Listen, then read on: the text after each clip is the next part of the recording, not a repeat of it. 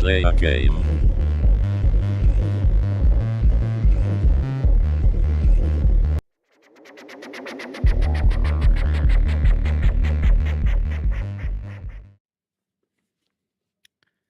Hello, Sumner and Daniel. How are you?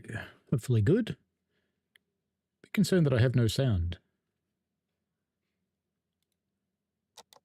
Oh, no, I do have sound. Okay, good-o. We are continuing the, I don't have time to check the latest crimes. I need to focus on Daisy's case. what we're going here for?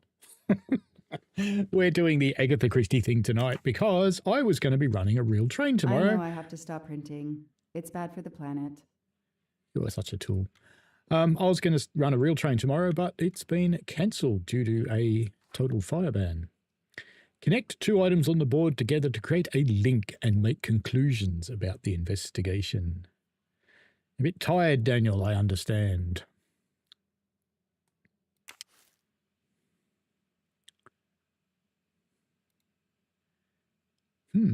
Okay. So we need to make connections. Connections. What's this thing? Records of calls, arrest warrant, dead person. Handy.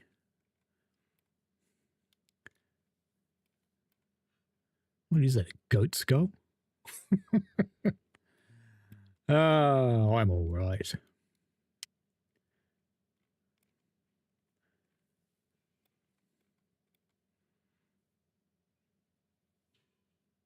So I assume they're together. No, maybe not. The Michael Clark. The real Michael Clark. What does it want me to do?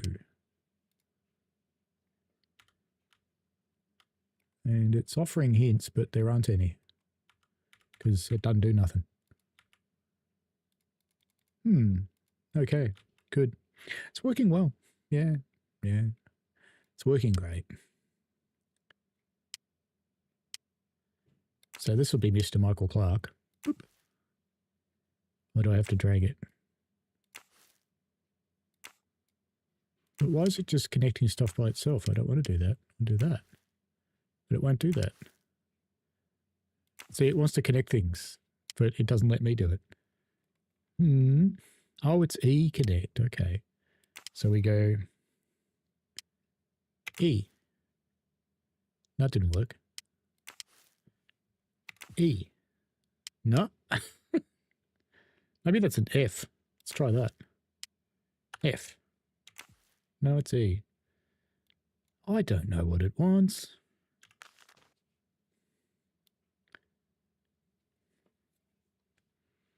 Disfigured with a hammer.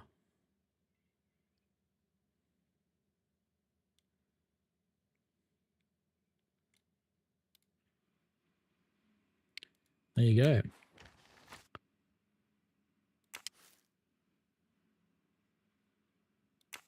Can I just drag it or what? Ah, look at that. But it won't let me connect them together. See, it's him. We know it's him. So why won't it let me do it? What's going on? What's going on? Yeah. It's going to be a good stream. I have 2 viewers. But with this level of ineptitude, that's probably not a bad thing. I don't know what you want to do. Nah, that's not useful.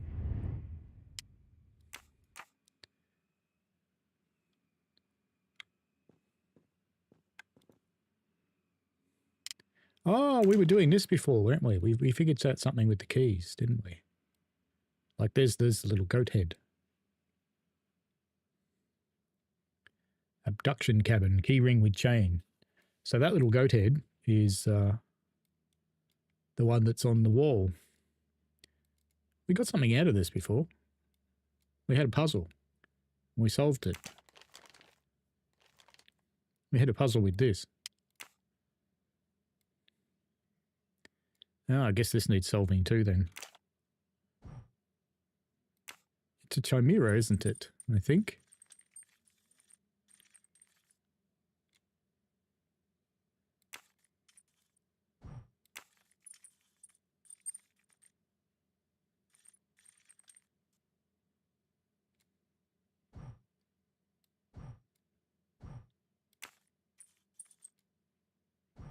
That should be solved.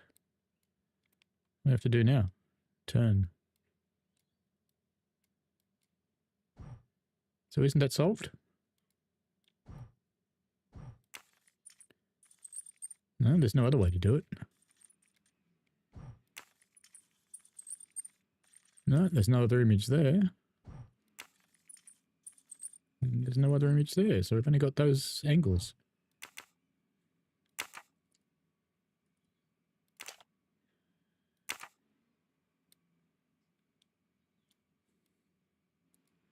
Okay, this makes no sense. Drop it. We've done that little puzzle. Look at the head. Everybody likes a little head.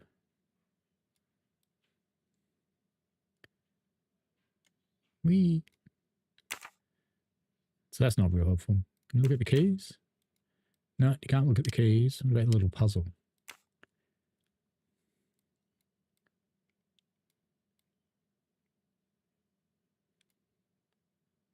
Light, I guess. Yep, totally useless.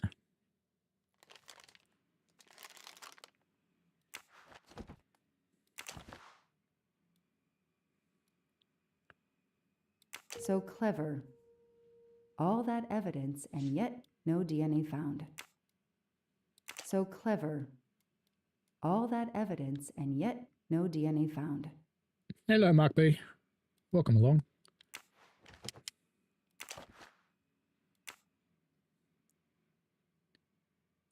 La boo boo. Fluffy. Daisy's plush toy.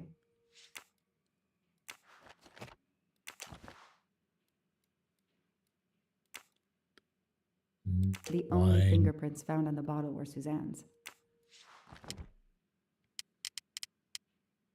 So there's still something to solve with those keys because it doesn't think we have. Fluffy. Daisy's plush toy. See, it won't let me open that one. Hairbrush? That's new. Suzanne's hair, so conveniently left in the cabin for us to find. It was planted. I knew she was innocent.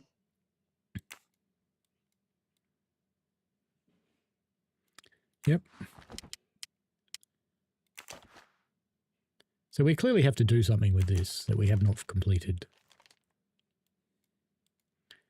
And the only thing I can think of, because we managed to open this, didn't we?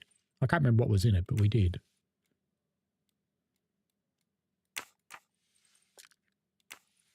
Because that one's marked with a done, so I think that one's fine. Which leaves us with... No, don't put it away. God. Why does it make life so difficult? Leaves us with this one. The ball. It's going to put it back in the bag. Don't put it back in the bag. Hey, Wesley. Do not put it back in the bag, you stupid game. No, don't put it back in. Oh. Rage quit.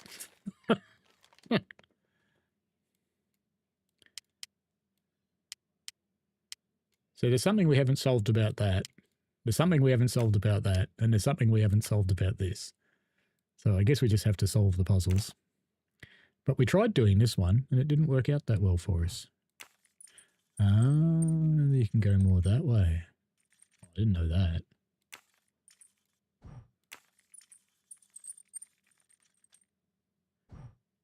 Is it something else another way?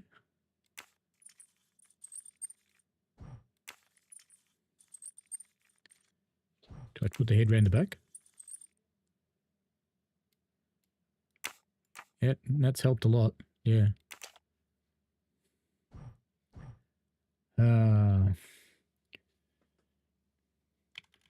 Agatha Christie Skullball. Let's see what the internet says.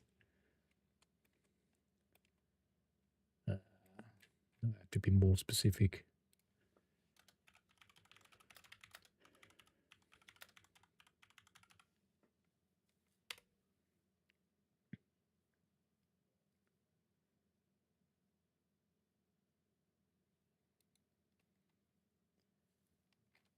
No.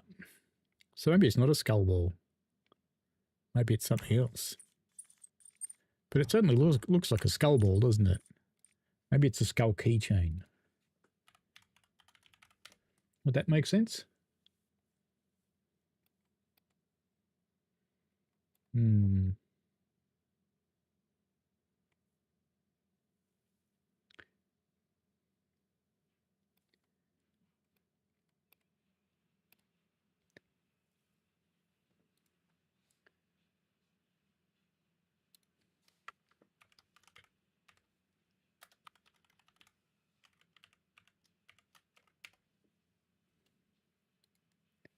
I found someone who's stuck on the same thing.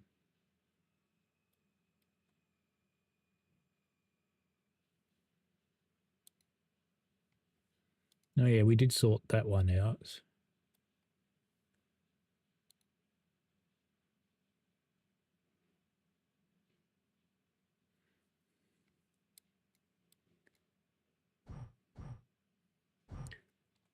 No one's talking about the keychain.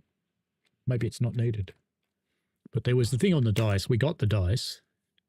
So if we put this back and look at the dice, because I remember how we got the dice, one of the keys has got a, yeah, it's this key, I think, has got a number on it. 3569. That's what we did with the dice, and we did that last time.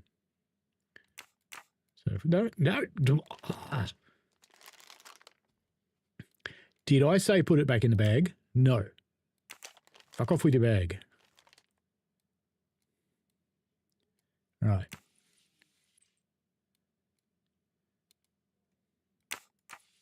Oi! I can't remember what was actually in here, though.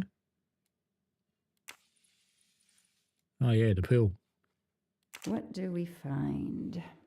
A capsule and a smell. Bitter Bitter almonds. Yes, bitter almonds. almonds. Cyanide. Eat. What do we find? No, you don't care about that. A capsule and a smell. Bitter almonds. Cyanide.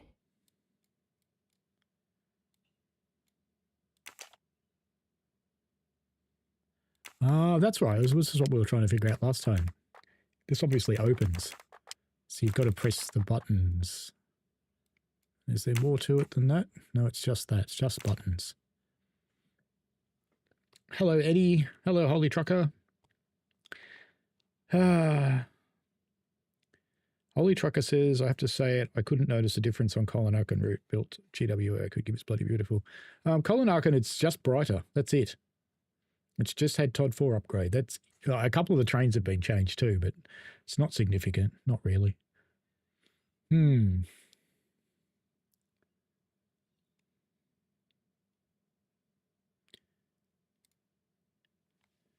should do this on my phone because it's easier than doing it on there. And we just search for murder on the Orient Express. Kidnapping evidence cowhead. Oh, you stupid thing. Wait for the rest of the text. Murder on the Orient Express, kidnapping evidence, cowhead puzzle.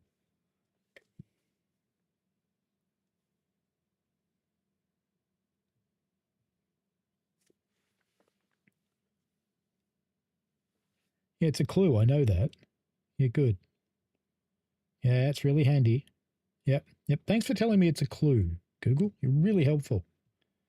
Not. I don't want to watch a video. I just want you to tell me.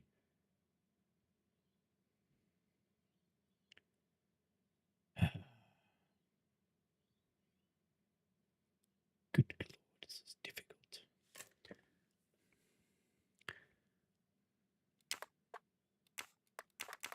So there'll be some amount of things you have to do to this. And then it'll do something, but I don't know what. And I can't find anything for it.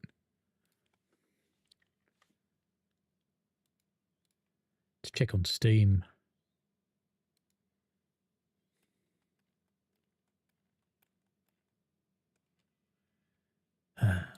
No. Why can't I search you, Steam? Fine. Just get out of the evidence bag. Come on, get out. Put it down. Put it down. Don't like you anymore. Don't like you. No, I don't like that either. Go away. All right. Look what I saw. Mustache. Not really my style, but I'll take it.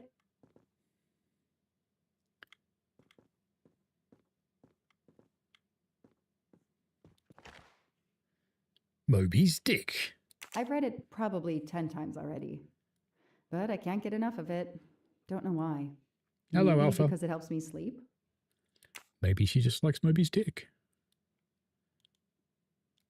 Doop.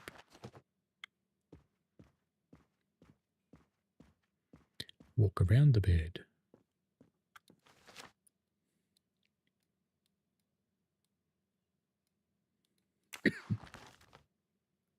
I don't have time to waste on magazines. Yes, you I do. don't It's have got a train time on to it. waste on magazines. Yes, you I do. don't have time to waste on magazines. It's got a train on it. Pick it up. I don't have time to waste on magazines. Oh, come on, pick it up. I don't have time to waste on magazines. Pick I it don't have up. time to waste on magazines. Good God, pick it up. I don't have time to waste on magazines. Fine. Pat the cat then. Anybody found anything on the cowhead puzzle? Alpha says I'm having an issue with the train engine audio if the HST stutters for a section high speeds. That's Train Sim World, mate. I don't have time to check the latest crimes. I need to focus on Daisy's case. Uh-huh. See, it's still got a dot on it. And that's still got I on a don't dot on have it. time to waste on magazines. So we must have to solve something else before we're allowed to do that. Now, let's try the mind map.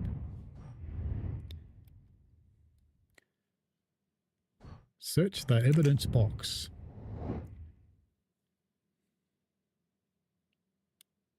So there's 3 things that we don't have, which will be the puzzles on the keychain. Have to find the links between the clues if ever have to solve the case. And we've got 0 of them because I couldn't make it work. Okay. Ooh. Ooh, did a trigger just work? Well, I've got to watch this on the playback now. What was the trigger? Because I don't have OBS open. No, it'll turn up in a moment. That could be my new integration thing actually worked. Come on, do it. Wow, that's really behind the stream, isn't it? I missed it. Was it a new subscriber or what? I'm rewinding the stream a little bit. It was a new subscriber, Victor. Hello, Victor. There you go. My integrations work. Yay.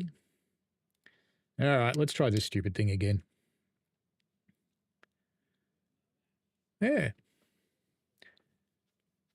So you're stunned. I've got a cat shadow. It's kind of cool. So I'm not quite sure what it wants me to do here. I know it wants me to link things, but I don't quite understand exactly what it wants me to do because it won't let me link anything. Because if I say E to connect, it doesn't actually do it. So if I go E, it does nothing.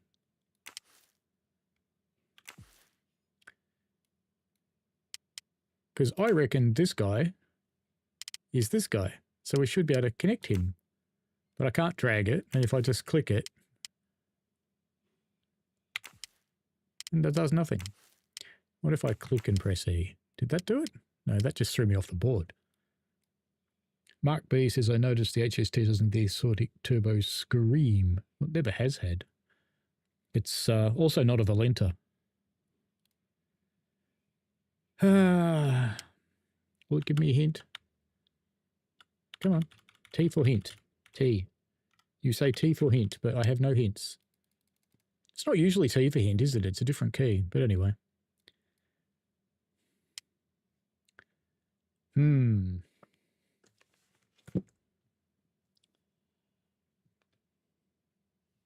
All right, then. We're going to do it. We're going to resort to AI.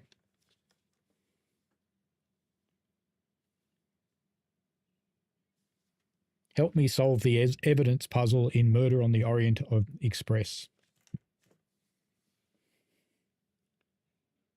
Solving the evidence puzzle in Murder on the Orient Express is like trying to finish a jigsaw puzzle where half the pieces were stolen from a different box. Poirot's genius isn't just in finding the clues, but in realizing that all... Shut up.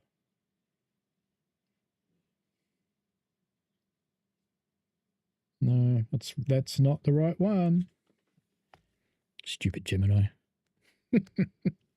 Don't boot my phone.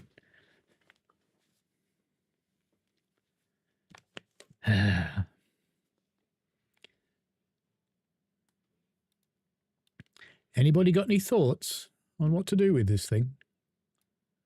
Because I certainly don't. Because what seems logical to me... The DA resigned soon after the Armstrong case. Now, how come that one worked? It haunted him just as it has haunted me. Oh, does that mean if they're actually not connected, you can't do it?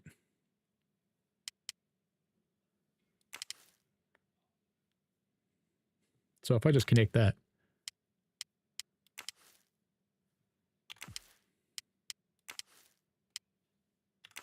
So you just keep clicking them randomly till you find ones that work. Because we got that one to work.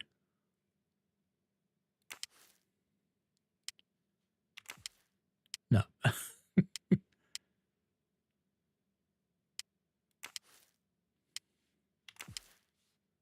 No. Not a Scooby-Doo. Artificial incompetence. Yeah, that's it. That's basically it. How to solve the evidence board from Daisy's kidnapping. And I read it out loud because you can hear me typing anyway. Select Daisy's photo, talk to Mrs. Armstrong again. No. Stringing together the evidence. Right. Oh, it's a video. And it's 50 bloody minutes long. Piss off. Give it to me 2 minutes now. Oh. What is going on?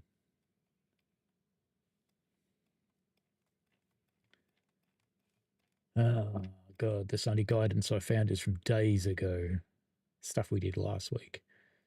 Ah, okay. Ah, I found a thing for the box. Good. Let me put this over here so I can see you guys again.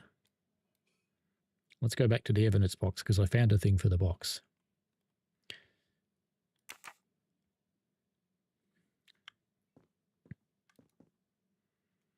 Okay. Play with Daisy's box. What? No. And let's do this. The cow skull. No, not that way around. And I don't know how you'd ever figure this out, but it's left. Click on it. Left, right, left, left, right, left. So who the hell figured that out? Oh, stabby. What do they call this? Brass knuckles? Knuckle dusters? Illegal in Massachusetts. Possession alone can lead to serious jail time. Oh, I want one.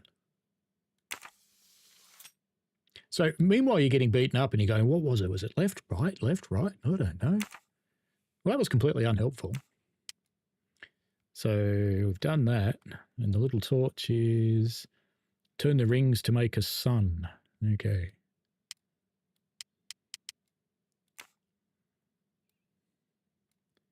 Oh, okay.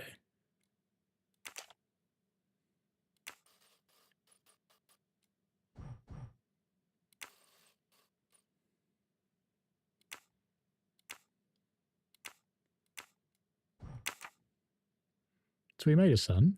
Now what?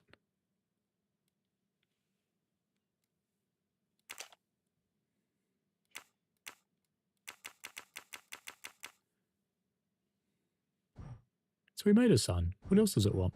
Or does it want the sun on the front? Maybe it wants the sun on the front where it's visible. Would that make sense, I guess? Push button. Ah, there we go. This guy's Mr. Shiv. What do we have here? A flashlight. They can also conceal knives, but in this case we have lockpicks. Mm-hmm. What do we have here? No, shut up. A flashlight. They can also conceal knives, but in this case we have lockpicks. A flashlight. Now, what's going to be in the ball?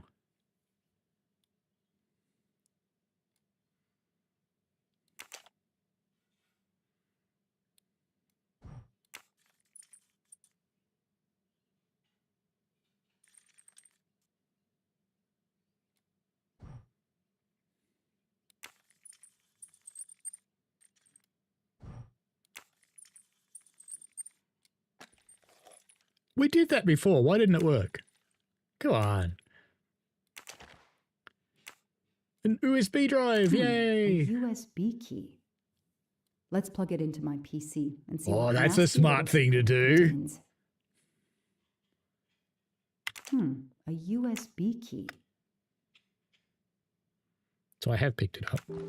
All right.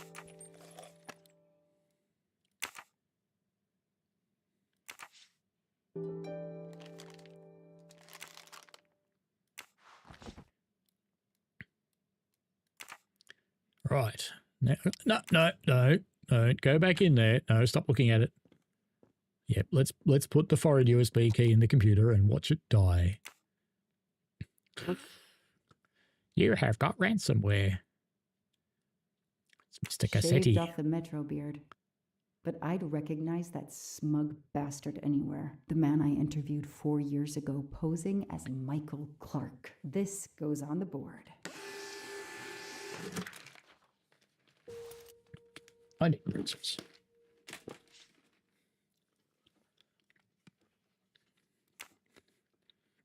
Money on a USB key. Yep.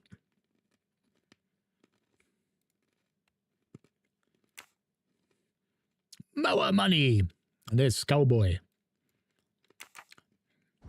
Absolutely nothing on this Cassetti. His driver's license is almost surely a fake. So we probably have to put one thing on and then come back and do the next one. I don't know we? I have to stop printing. It's bad for the planet.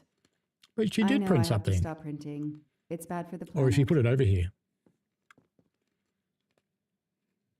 No, nothing new here. I heard it print something.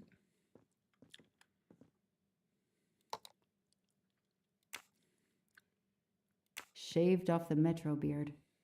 But I'd recognize that smug bastard anywhere. Hey, Chain Tracer The man Andy. I interviewed 4 years ago posing as Michael Clark. Wood train's not going to run tomorrow.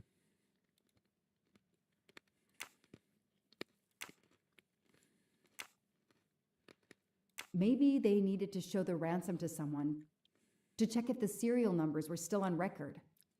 I'll print them, and on the wall they go.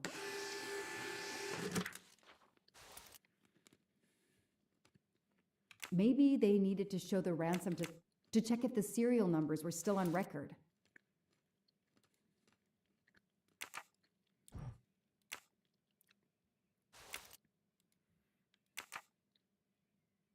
I know I have to stop printing. It's bad for the planet. I know I have to stop printing. It's bad for the planet. So there's nothing actually there, is there? But we heard it print. I don't have time to waste on magazines. Yes, you do. You just don't know that yet. Oh, there we go. Look at that. How smart.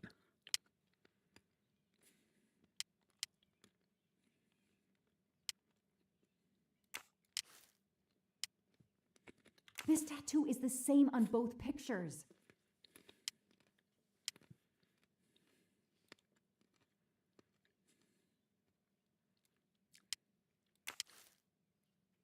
So, Ratchet's real name was Cassetti.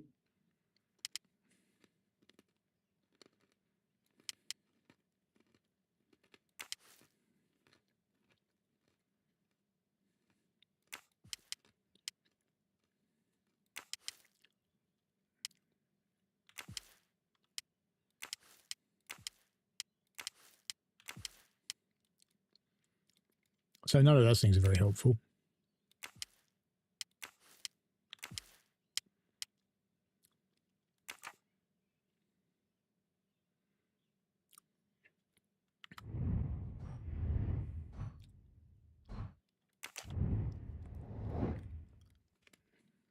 We've got one more thing on the USB drive, apparently.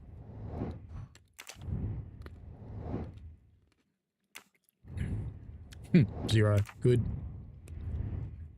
Even though we added stuff and we connected it, we still get zero.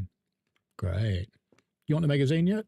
I don't have time to waste on magazines. Yes, you do. What else is on the USB key then? Shaved off the Metro beard. Delete. But I'd recognize that smug bastard anywhere. The man I interviewed 4 years ago posing as Michael Clark. So we've got all these. But it still says we've got something else here. Shaved off the Metro beard, the man I interviewed 4 years ago, posing as Michael Clark.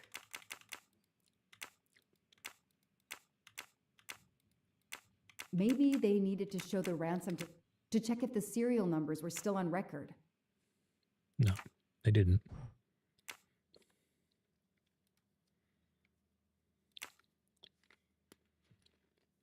So what else are we supposed to get off here?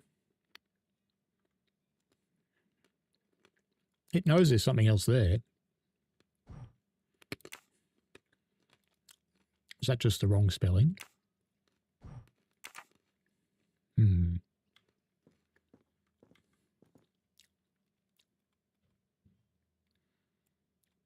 The autopsy tattoo to the second photo of the ransom.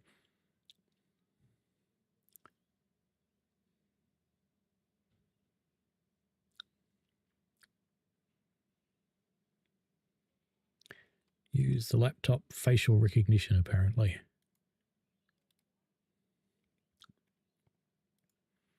All right, back to the laptop. I didn't see anything for facial recognition. Are there commands that I can't see, maybe? Don't think so, because it just zooms in.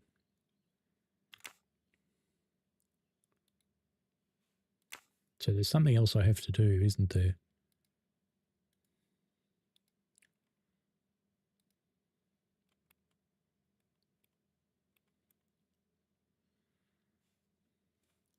Connect the autopsy tattoo to the second photo of the ransom. We've done that.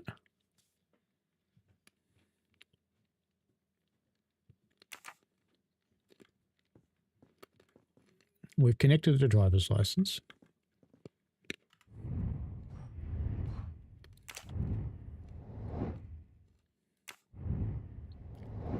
So we get a hint here.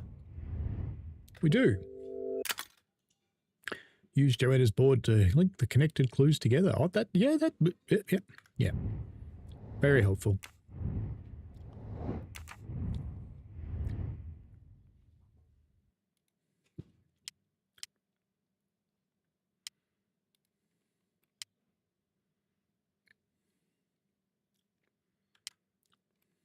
Did she write? Ratcher's former name was Cassetti. We know that. Murdered kidnapper of Daisy.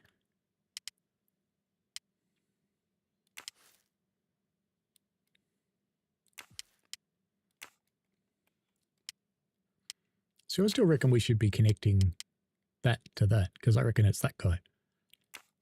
But it won't let me. It doesn't like that.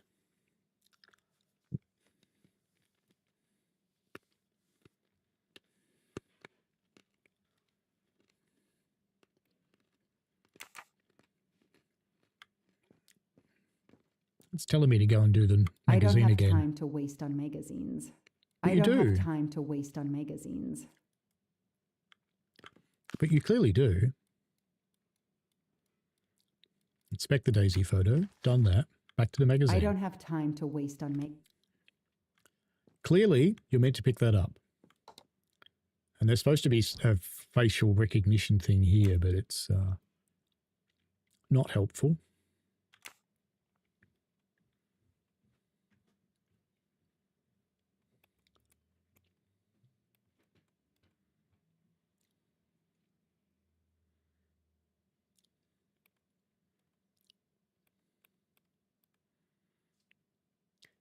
Because the option isn't here.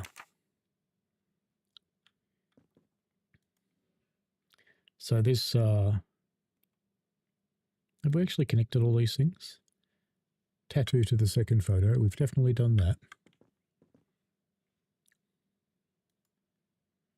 I'm looking at a walkthrough on Steam, but it's not really helping me very much. I haven't run, hi Frostfire, I have not run TSW6 on console, GWER, no, not as yet. Yes, I think she doesn't have time to waste on magazines like I don't have time to waste on pretzels, but here's another one. Do something useful.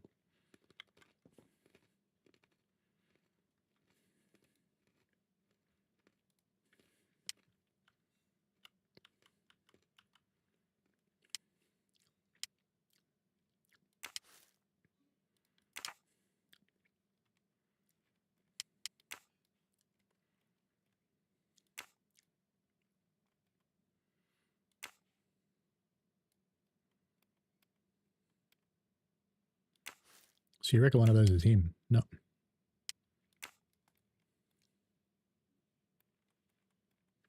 I don't know. What's with the cat?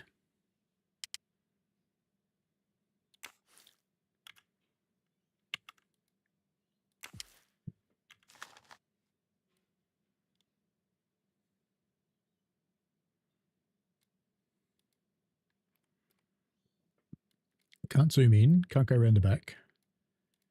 But it's clearly some of the money from the ransom. Where did it even get that photo from? It wasn't on the board, was it? Well, I'll do that.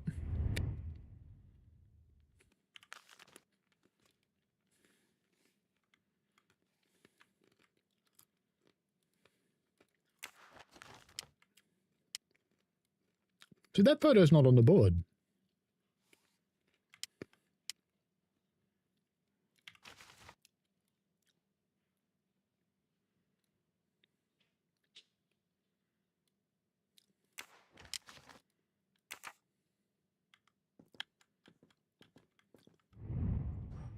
Do not go in there.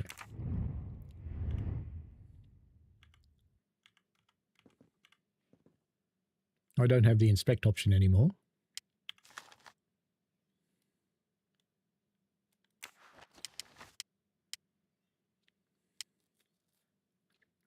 Oh, it is the photo from the board. Okay.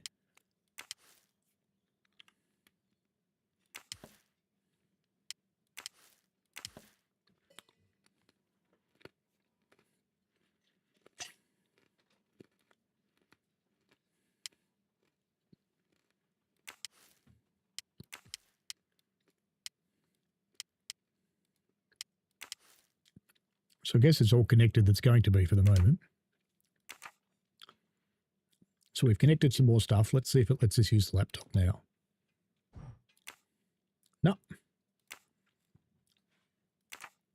It's supposed to offer another thing. Back to the magazine. I don't have time to waste on magazines. Yes, you do.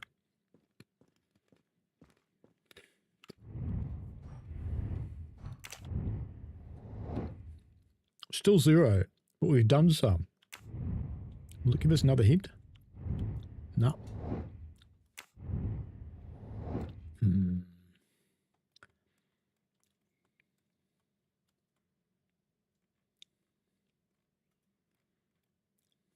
me read this properly.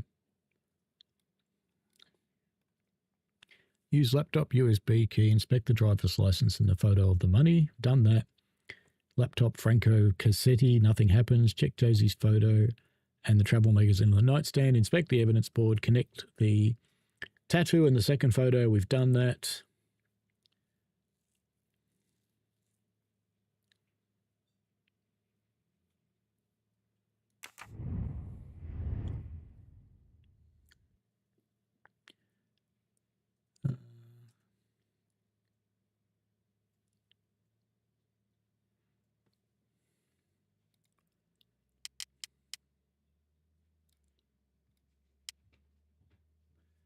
John Armstrong, connect Michael Clark to Michael Clark, the journalist found dead yesterday.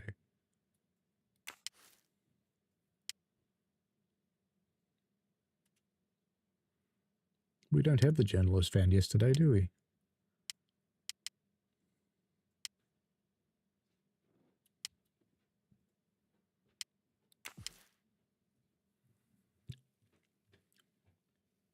Driver's license. We've done that one. We're supposed to connect him. I knew it. The Ah. faces don't match at all. They are clearly two different men. I should run facial recognition on my computer. Yeah, you should.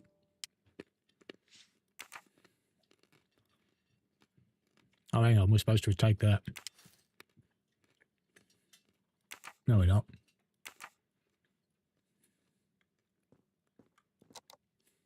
Yeah. Okay, the real Michael Clark has been dead for years.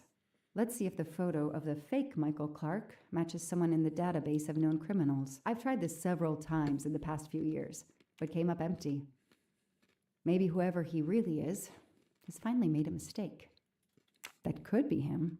but he looks pretty different. Yes, he seems different at first glance, but still, it's the same person. Nice. All right. No, this isn't it. Think! His nose has been busted. He's changed his appearance a lot. Probably had some plastic surgery on his nose, but there is no doubt it's the same person. Let's see why he was arrested.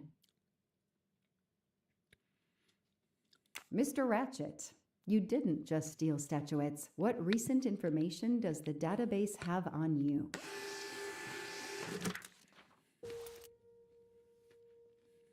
Back to the wall. It's so frustrating. I have a name, but I can't find anything about him. But I know But you did. just who to call.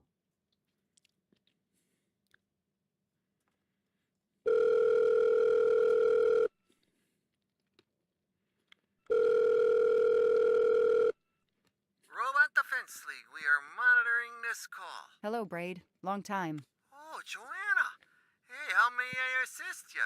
I need you to search the dark web. Yeah, can you narrow that down a little? Because, it's pretty big and pretty dark out here.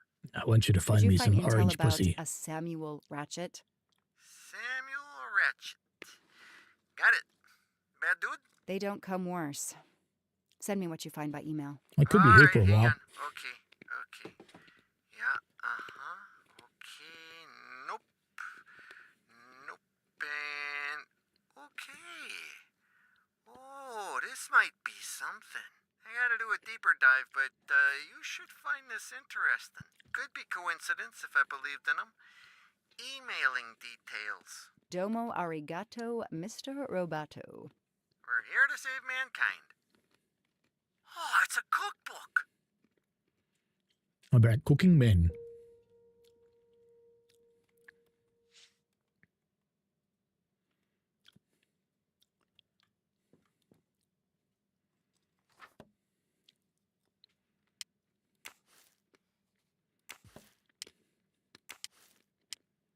Goodbye, Michael Clark. Hello, Samuel Ratchet, the man who stole your identity and your life.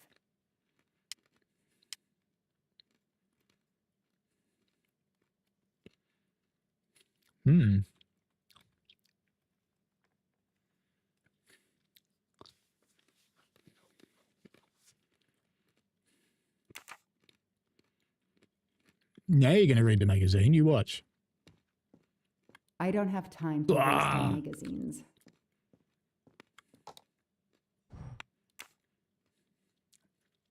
The Orient Express. I'm going to print these tickets and put them on the board. Mm-hmm.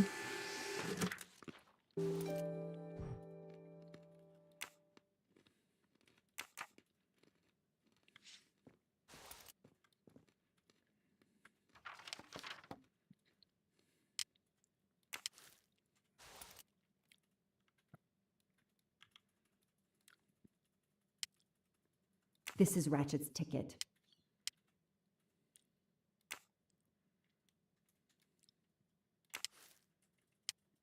The person traveling with Ratchet has the same last name as my district attorney during the Armstrong case?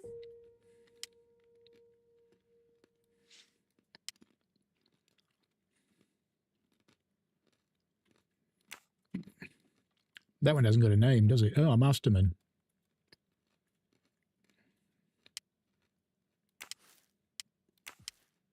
No.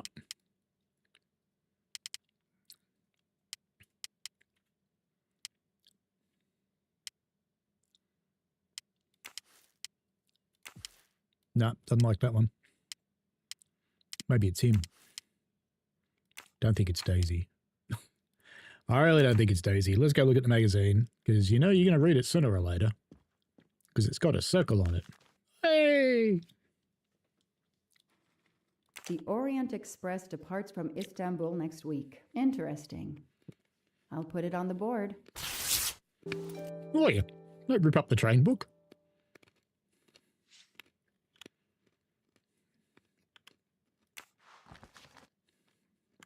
Oh, hang on, there's more in there.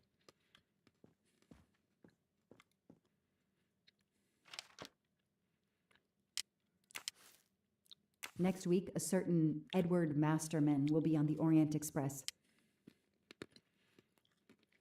Yeah, she liked the magazines.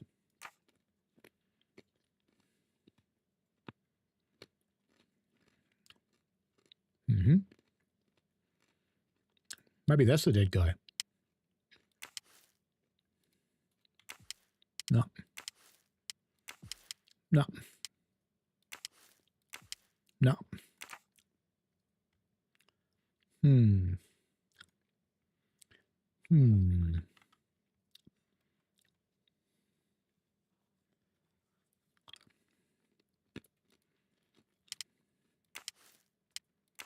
Ha. These tickets were all booked by McQueen.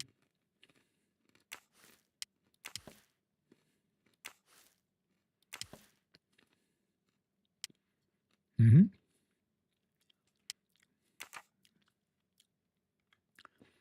Magazine still had a circle.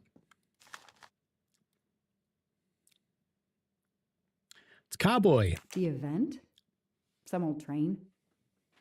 But that face, that man. Some old train.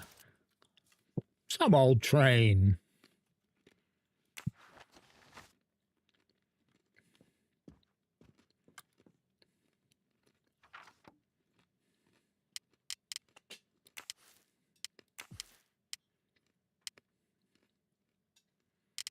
Hmm.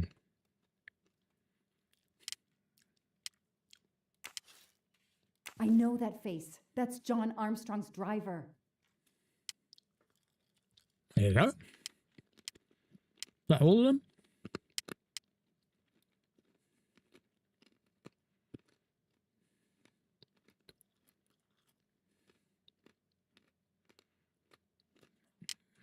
Where's Hector?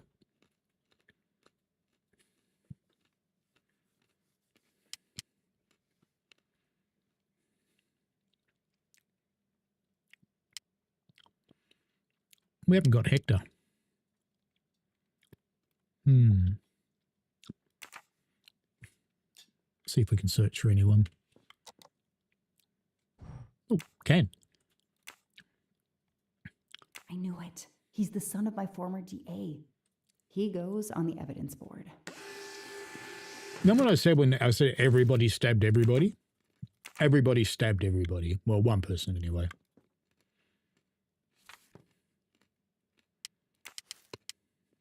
Hector McQueen is the son of District Attorney McQueen. Yeah, baby. That's it. So that's his ticket. Here's what Hector McQueen looks like. Mm-hmm.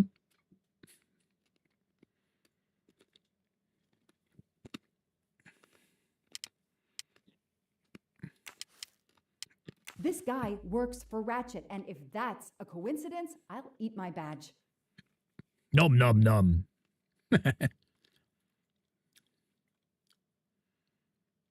Hmm.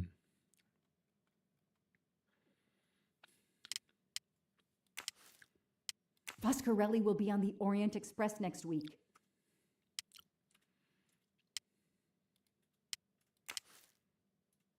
Ratchet will be traveling on the Orient Express in a week. Hector McQueen will be on the Orient Express next week. Mm-hmm. It's all pretty clever.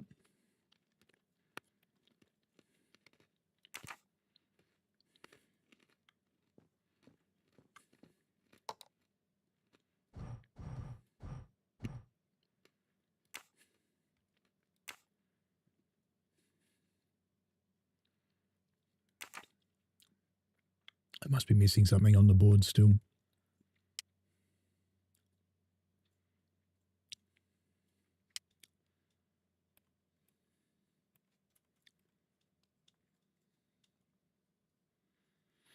Hmm.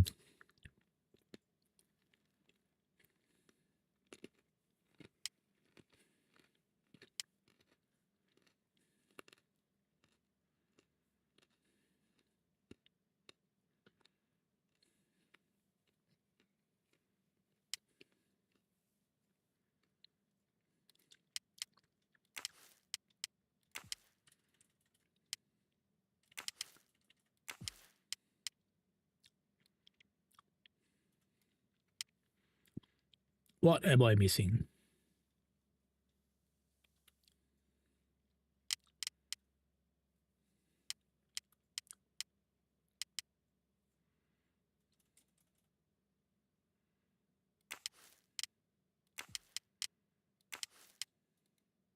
As Ratchet is alive, the dead man can only be Noah.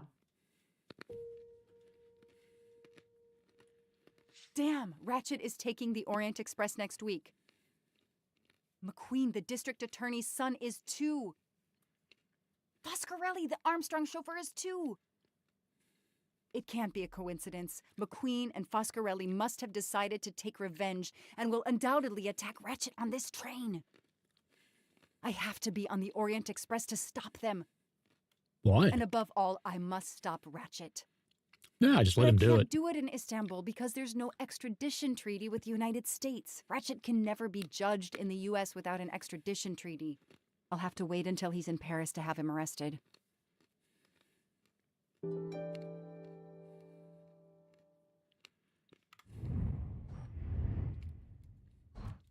So that's done, I guess.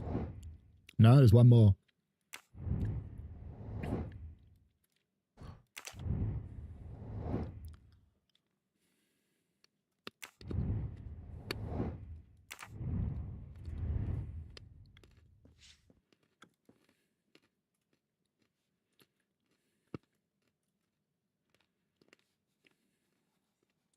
Every compartment is taken for this special anniversary journey.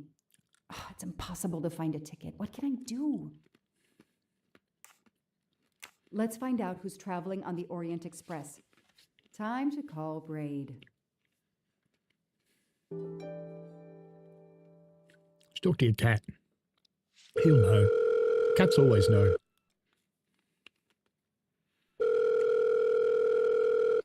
Braid! It's me again.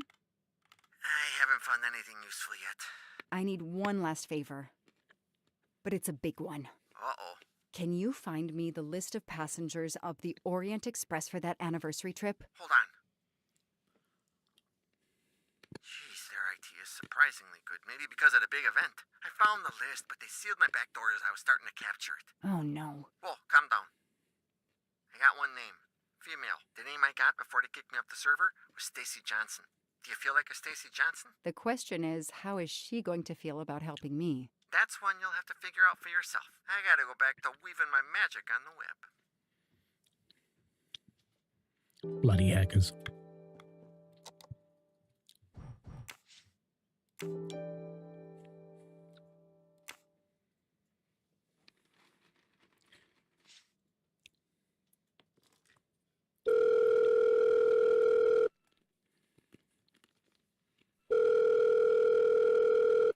Hello, is this Stacy Johnson? Who's asking? I'm a journalist for a major online site. I've had it with journalists. I'm hanging up. Goodbye. Wait. My name is Joanna Locke. I'm a police detective. And I'm just an actress. Now what did I do wrong? Nothing. I need your help. I need to take your place in the Orient Express. Is this a joke? No way. Do you remember the Armstrong kidnapping? Of course I do. That poor little girl. I'm a police officer. I have a new lead that may help me find her killer. Wait, didn't they prove it was the nanny? I have found compelling new evidence. I've reopened my investigation. You know, I had my doubts about the murderous nanny. I played a nanny a couple years ago in a slasher. I was killed in the first episode, but it got me interested in helping kids. Stacy, please. You say you help kids? Well, I joined a couple of associations who are trying to help underprivileged kids. If this little girl's real killer is still out there somewhere, I'd do anything I could to help. Getting me on that train will help more than you can imagine. So, you want my ticket for the Orient Express?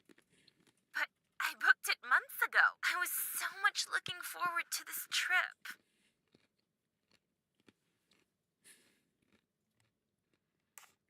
Stacy, I can tell you care about kids.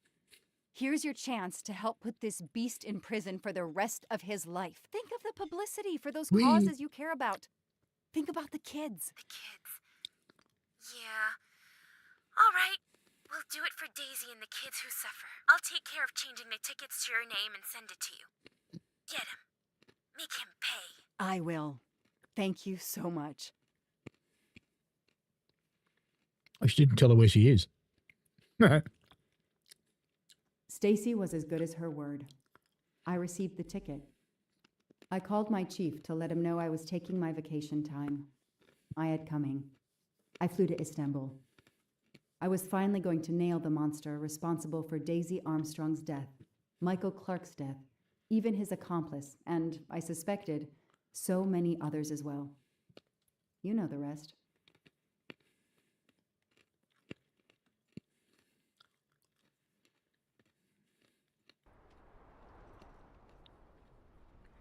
Still stuck in the snow.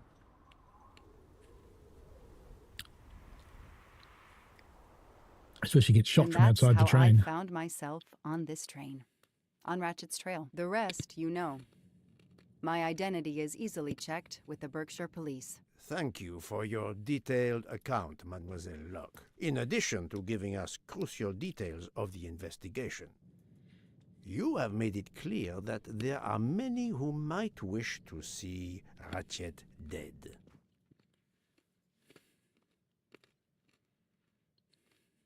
You have pursued Ratchet with, one might say, a vengeance. This could lead someone to believe you are a suspect. Mademoiselle, I admit that But your story is credible. I believe you are innocent. Yes, of course. That's clear. Thank you for believing me. I'd like to help in any way I can. Do not worry, Mademoiselle Locke. Already I see things more clearly. It's obvious whoever drugged you was trying to derail your investigation. You mean the person who did this to me is Ratchet's killer? Both Monsieur Michel and Fraulein Schmidt had the means and opportunity to drug you. While you get your strength back, I intend to interview them. Excellent idea, my friend. All this excitement has whetted my appetite. I'm sure Mademoiselle Locke won't say no to a good, invigorating meal. What? No. I want to hear what the conductor and Fräulein Schmidt have to say for themselves. It is my duty to ensure the well-being of the passengers. If Now he Dr. cares. Constantine has no objection, I will escort you to the restaurant. Chain Tracer Andy, we On can the run contrary, GWE tomorrow Some on food will do console. her the greatest good. Well, I'm still a little shaky. Mr. Poirot, will you please keep me informed about what you learn? You may be certain of it. Because I will boast at you.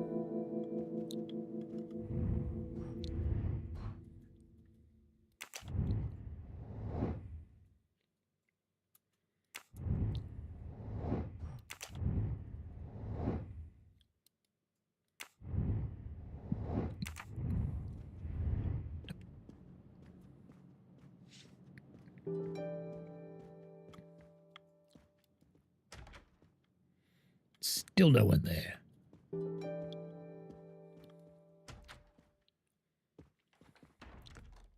Hey, Schmitty. No, that's my door.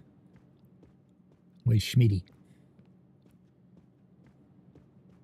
I have nothing to ask them at the moment. I should leave them alone. No. Oh, it wanted me to look out the window again, didn't it? Uh-huh. Sooner or later, we're going to see a golden mustache out there. I just know it. Oh, no, look, it's all of them. We've looked out the window enough times. Good. You in there, Smitty? Smitty. No Schmitties. Where's the Schmitty?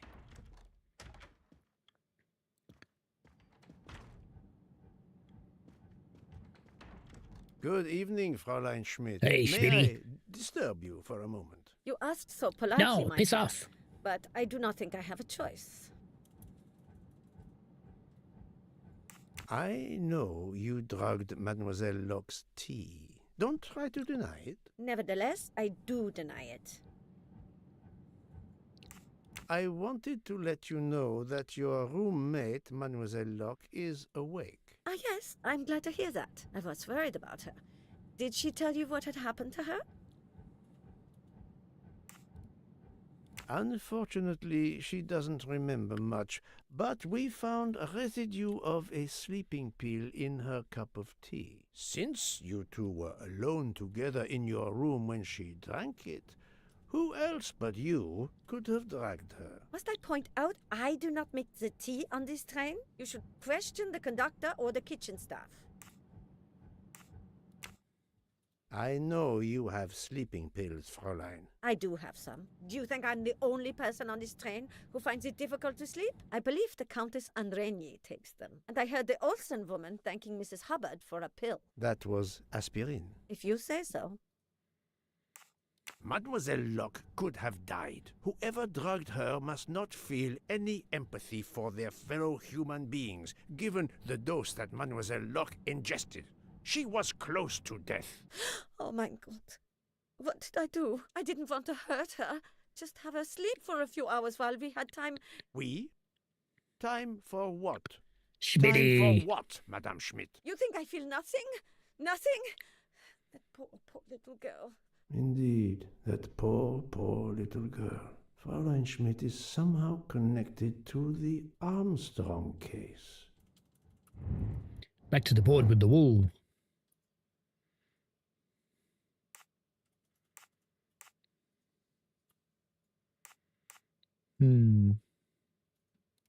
This is wrong, but I'm never far from the truth.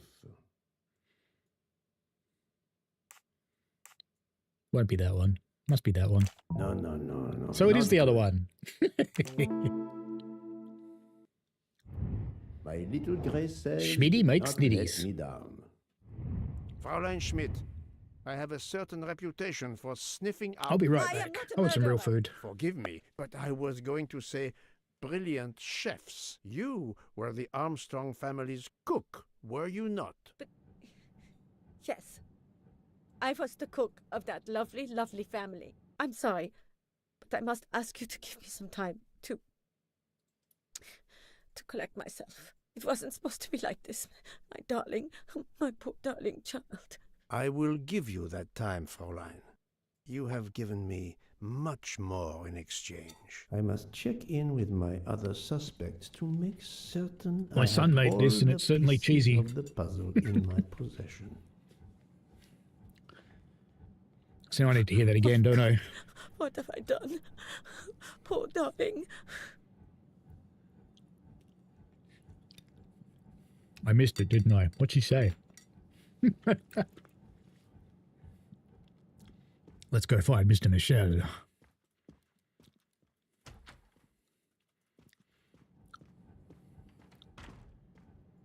Can I get you something, Monsieur Poirot? Everyone is so tense. An aperitif soon, Monsieur Fauchet, with pleasure, when the matter is resolved.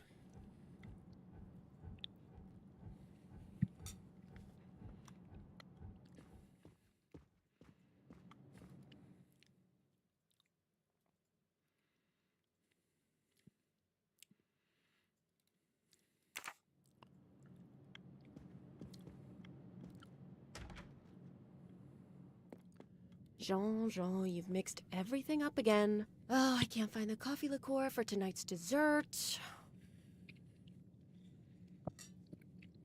She got important shit to think about. Matt. No, Matt's not the dunny.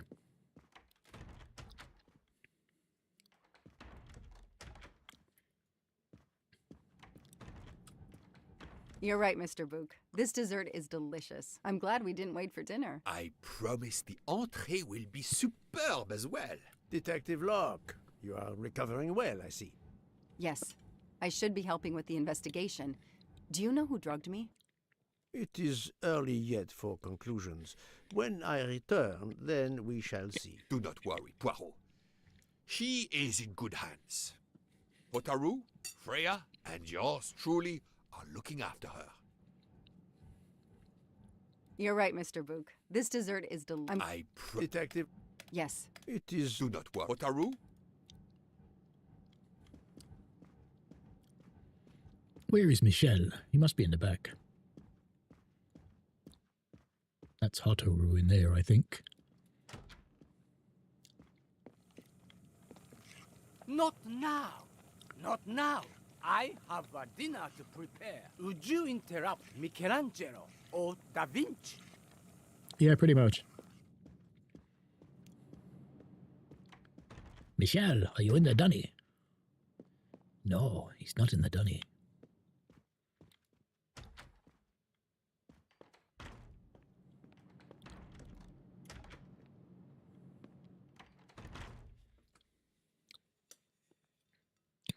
What awkward elbows. Good evening, Michel. Am I bothering you? You seem stressed. With everything that's going on, I must admit it's difficult to be relaxed. Of course, I understand.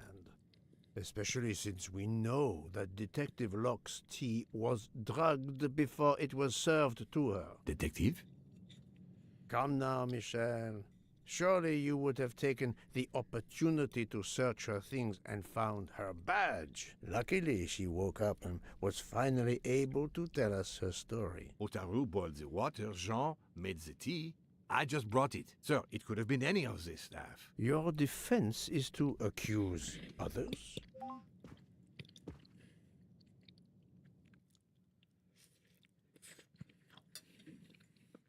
You have a network connection? No, unfortunately.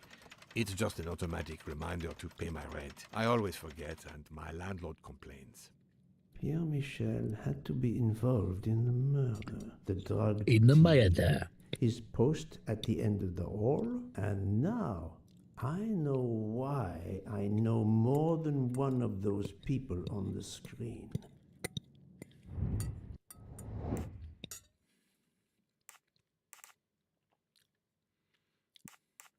It's not Hatoru, so it must be him. Or is it him? Try him. Right.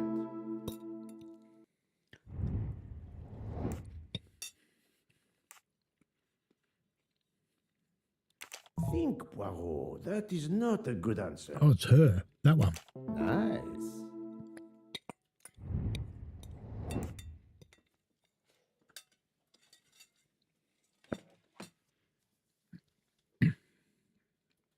It's not Archie. This must be Hard Boy. Well done.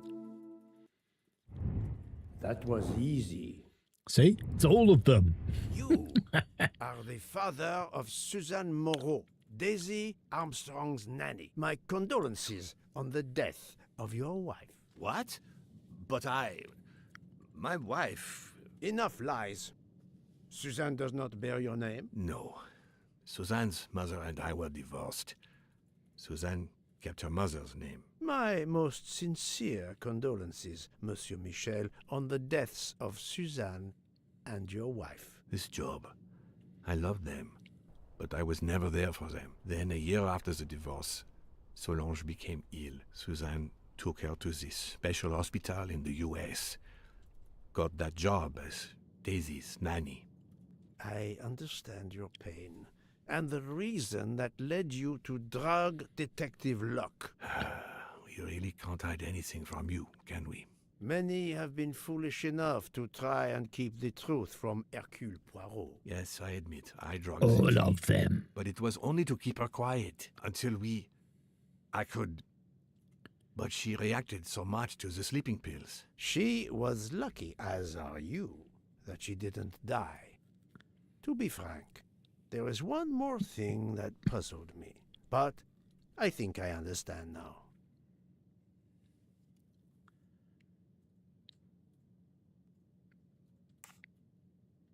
Monsieur Hardman was Suzanne's fiancé. Huh. I have the impression my whole life to you is an open Spectron. book. Yes. I reckon it's all of was them. my daughter's fiancé. I almost consider Cyrus as my own son. Of course, much more is clear now. I have been patient long enough. It is time to go and see what all the commotion is next door. It's time for punching.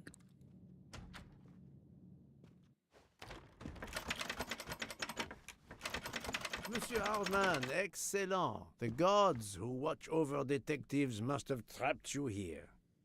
Why didn't they watch over me? I'm a detective too. I was talking to Michelle about a leaky faucet, and I wanted to go out, but you showed up. No need to invent some preposterous story. But really, Michelle has told me everything. You are the fiancé of Suzanne Moreau, his daughter. Oh. I see. Surely this is not a big surprise to you. No. Suzanne was the only woman I ever loved. And I failed her. We got into a spat. It was nothing. But I was too proud to apologize. We weren't speaking at all. Suzanne never really cared for that guy, Noah. She would have forgiven me. If only. If only. If only. A common refrain between lovers who quarrel. Yep. Obviously, Pierre Michel and Fräulein Schmidt both drugged Detective Locke's tea, causing the overdose. No wonder she had so much trouble waking up. Time to report my findings to her and Book. Book. Looky bookie.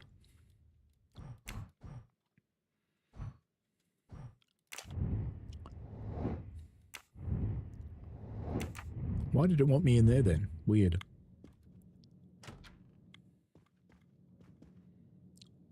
He's still there, staring out the window.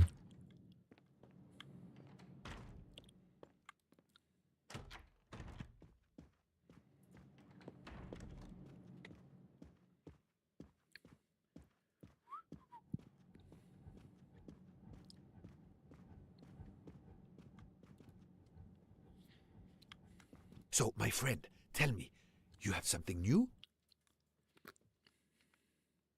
I have uncovered multiple connections with the Armstrong case. Pierre Michel is the father of Suzanne Moreau, little Daisy's nanny, and Monsieur Hardman was Suzanne's fiancé. As for Hildegard Schmidt, she was the cook of the Armstrong family. What a coincidence, don't you think? But it's incredible! What are the odds that so many people linked to that tragic affair ended up on the same train? About the same as you winning the lottery, my friend. I wasn't the officer who interviewed Fräulein Schmidt back then, so she couldn't recognize me here on the train. How could they know who I was? There were other passengers who might have. Or she may have seen you when you visited the Armstrong home. Mademoiselle, look. I know who drugged you. Fräulein Schmidt and our conductor, Pierre Michel, both admitted putting sleeping pills into your tea. This explains your overdose. They are relieved you are recovering. Michel drugged a passenger? On behalf of the company, I offer my apologies to you, Mademoiselle Locke. Michel will answer for this outrage. Both of them? I was pretty sure about Fräulein Schmidt, but I admit that I did not suspect the conductor. It is now clear to me that some of the clues to this elaborate plot were staged for my benefit.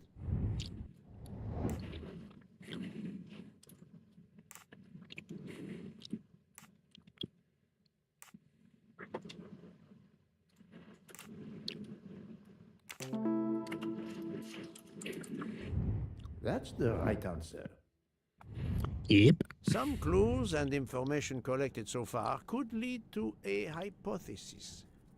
The murderer boarded the train in Vinkovsky, killed Ratchet, and then left the train immediately. How did you come to that possibility? Monsieur Hardman told me about a short man with a high-pitched voice who threatened Ratchet. Imagine for a moment that this man, wearing a wagon-lit conductor's jacket, killed him while Michel was on the platform at Vinkovsky. This murderer then hid the conductor's jacket in Detective Locke's room, then fled before the train left.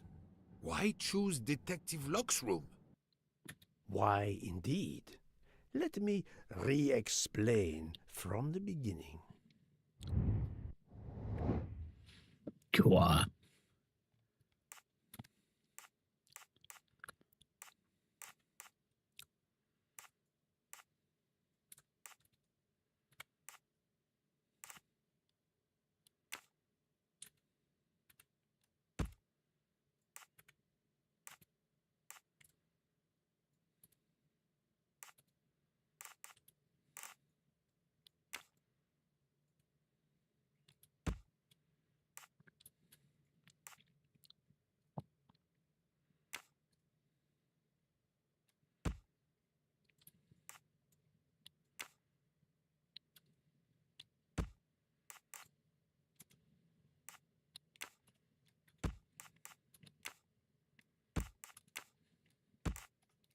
must admit I'm not right this time.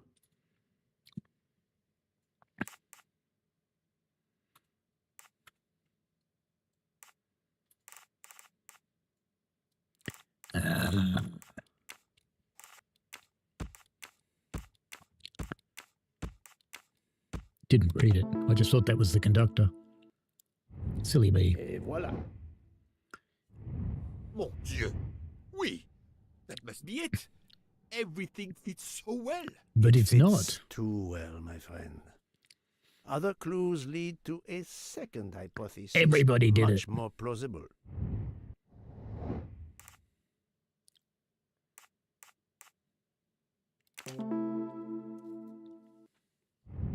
I'm right again.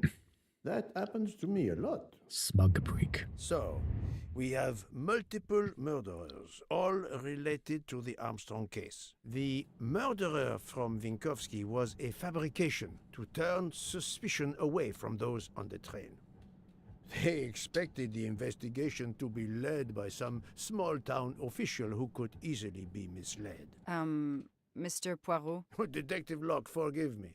You are an obvious exception. You tracked Ratchet with the tenacity of a bloodhound. Unfortunately for the killers, they not only had you to deal Too much with, talking. but Let's go. now they had, and I say this with all modesty, the world's greatest detective, Hercule Poirot, dropped into the midst of their meticulous planning. Multiple murderers? Multiple detectives? Poirot, please take pity on me. Who is linked to this case? Everyone. And who is not? My poor friend, I have gone speeding out of the station without you. I will continue.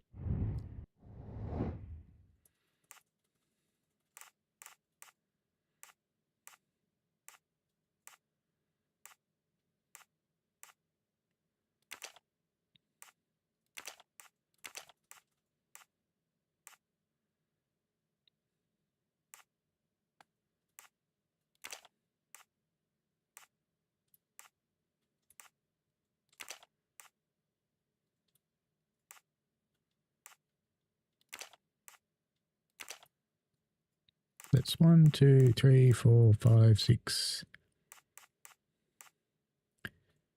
Didn't think he was.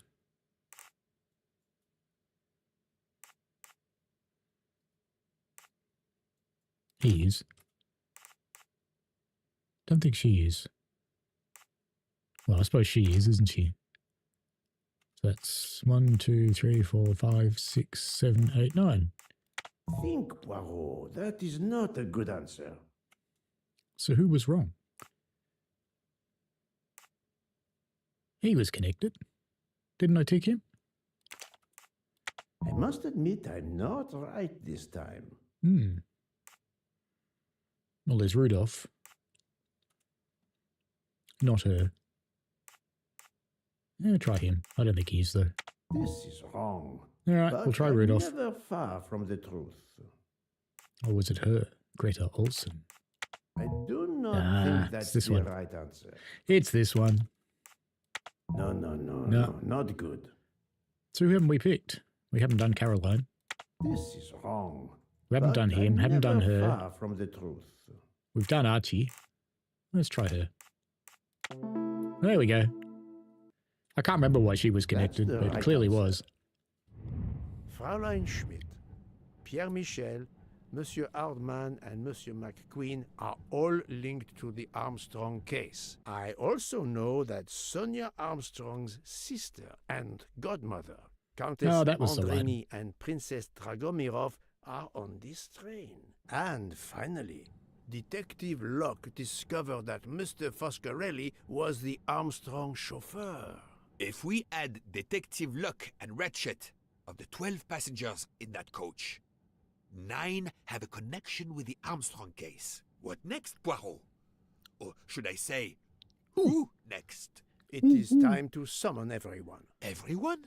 Even Dr. Constantine? The train crew other than Michel? Dr. Constantine, yes. I will need him. But we don't want the others as witnesses. I will see that their duties keep them occupied elsewhere. Excellent.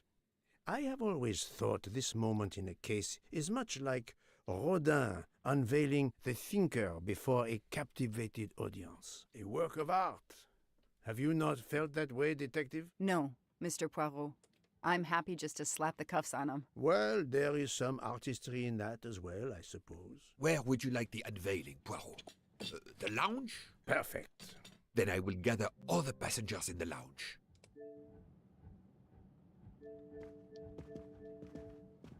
I was just waking up my Xbox. We can look at GWE afterwards.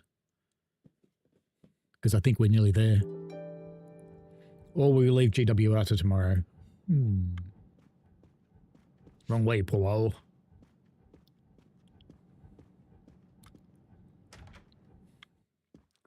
No, we'll leave GWE till tomorrow. Check the dunny again. Maybe Matt's turned up. Matt! Matt! No Matt in the dunny. See who's in here now. Nobody.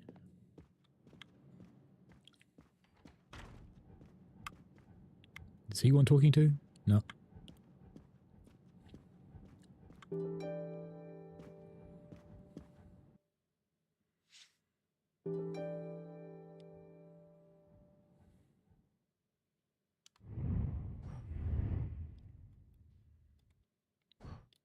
Doop boop.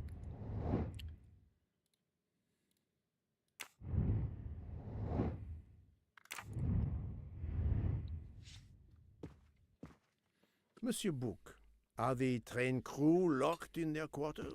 No, Yes, you just saw them all. They are. Then the stage is set for the final act. Ladies and gentlemen, I have gathered you together to hear my reconstruction of the murder of Samuel Edward Ratchet, also known as Cassetti. There is not one, but two possible solutions of the crime. I shall put them both before you, and I shall ask Monsieur Bouc and Dr. Constantine here to judge which solution is the correct one. 2 solutions? Mr. Poirot, I am hardly qualified. Nevertheless, your assistance is required.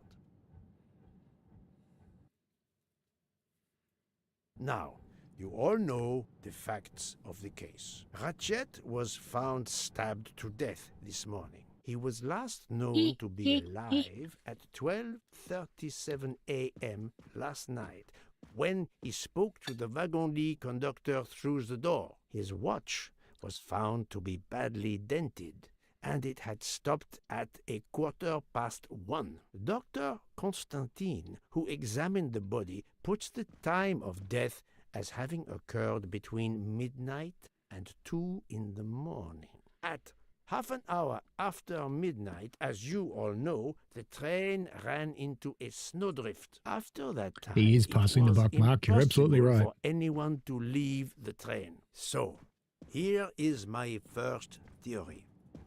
The enemy, as Ratchet expected, joined the train at Vinkovsky by the door left open by Captain Arbuthnot and Monsieur McQueen, who had just descended to the platform. He was equipped with a wagon-lit jacket, which he wore over his ordinary clothes, and a pass key which enabled him to gain access to Ratchet's compartment in spite of the doors being locked. Ratchet was under the influence of a sleeping draught. This man stabbed him with great ferocity, 12 wounds in all. He left the compartment through This is the not the communicating answer. door The answer to is they Madame all did it. Hubbard's compartment. Yes, that's so.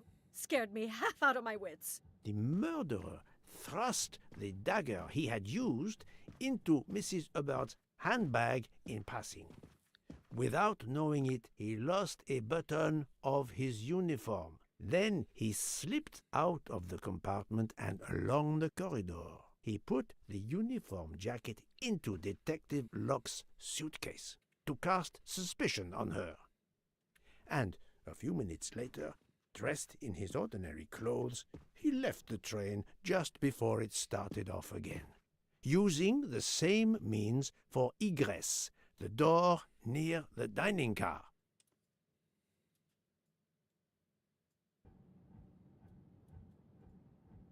That is the first hypothesis. But there's a second. For Much that, more likely we must one. examine the motive for the crime. Why was Ratchet killed? Clank didn't like him anymore.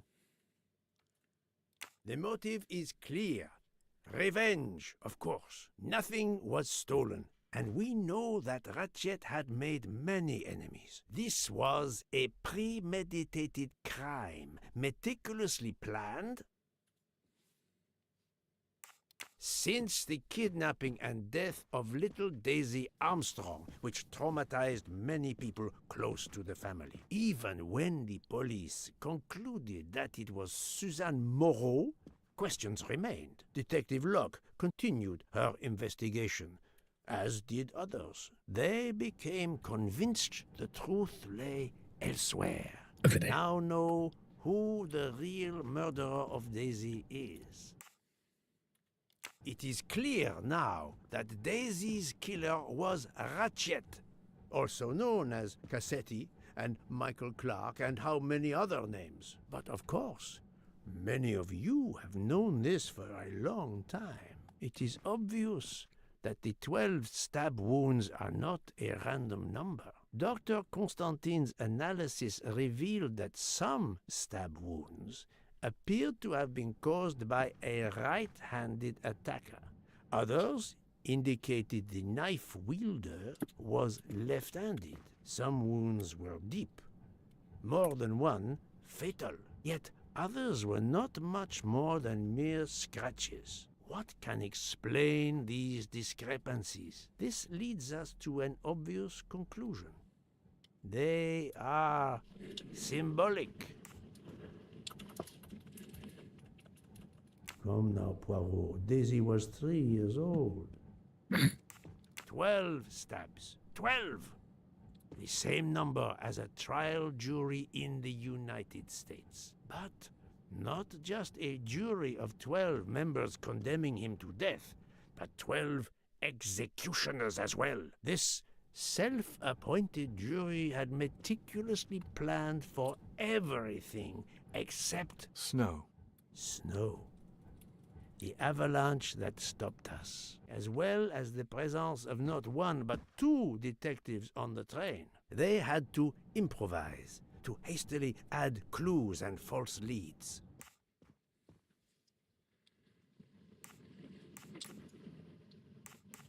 This woman in a red kimono does not exist. I don't know which of the passengers it was. It does not really matter. It was just a performance, a charade to introduce another possible culprit to muddy the waters. The vial of vaping liquid incriminated Captain Arbuthnot. However, he had a solid alibi confirmed by Monsieur McQueen. Impossible then to suspect him. The time on Ratchet's broken watch was deliberately set to conceal the true time of the crime. The conductor's jacket, found in Detective Locke's suitcase, was put there only to cast suspicion upon her. All these false leads were intended for me. But I am Poirot. I understood the truth. We have a train full of suspects. It's time to identify who the real culprits are. Let's start with Detective Locke.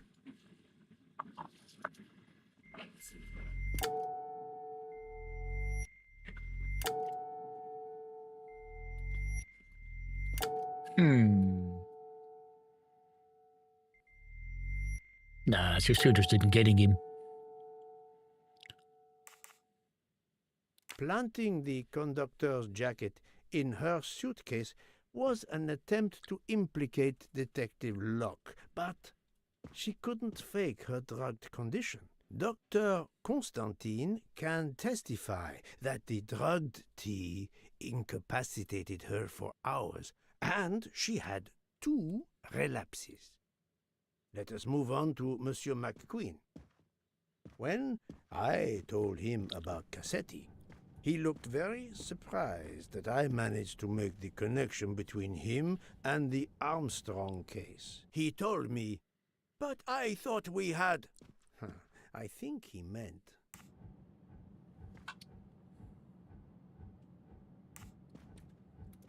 You thought you didn't leave any real clues linking the murder to the Armstrong kidnapping. Moreover, you insisted that Ratchet did not speak French when you knew I had heard a voice calling out in French that was supposed to be Ratchet.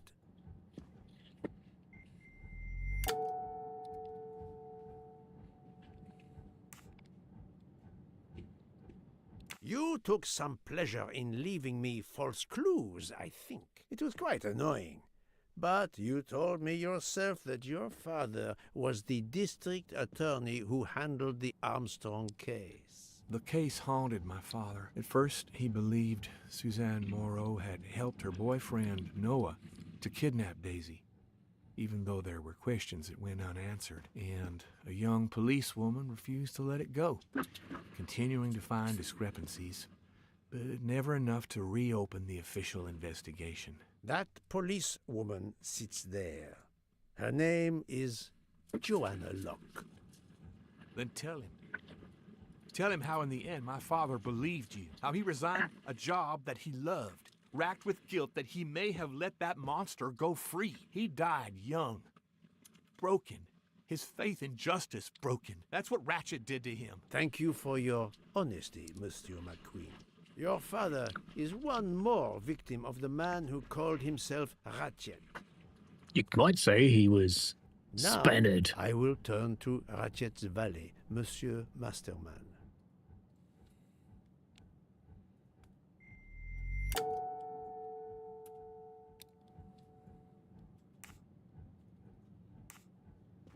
Ratchet sensed danger close to him and naturally wanted to stay awake. You gave him sleeping pills without his knowledge. Once he was sound asleep, you could do what you had to do in peace. Sir, I'll tell you the truth.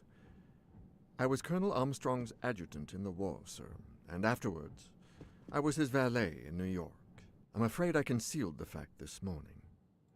It was very wrong of me, sir, but I knew how suspicious it would look. Is that all you have to say? That's all, sir. Now, to leave no suspicious stone unturned, let us move on to Monsieur Bouc. What? Me? A suspicious stone?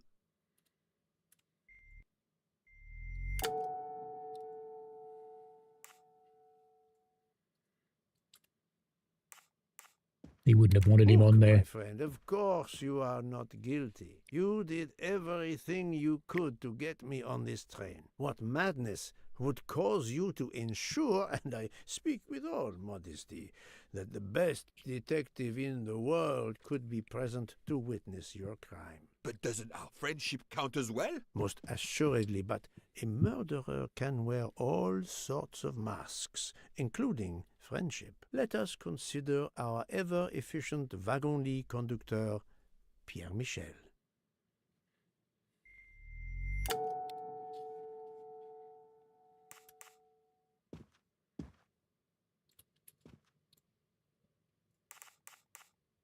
No, that is his motive.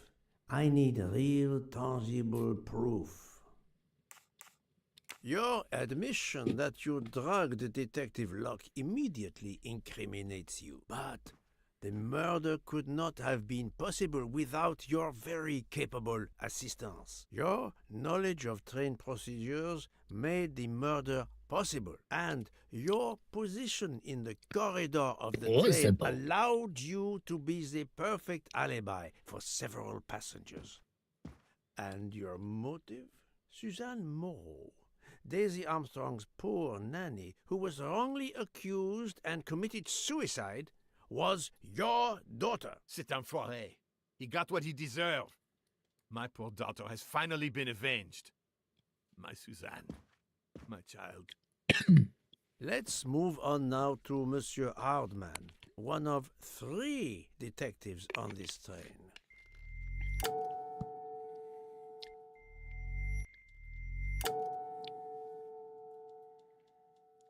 Monsieur Hardman, I think you are a real detective.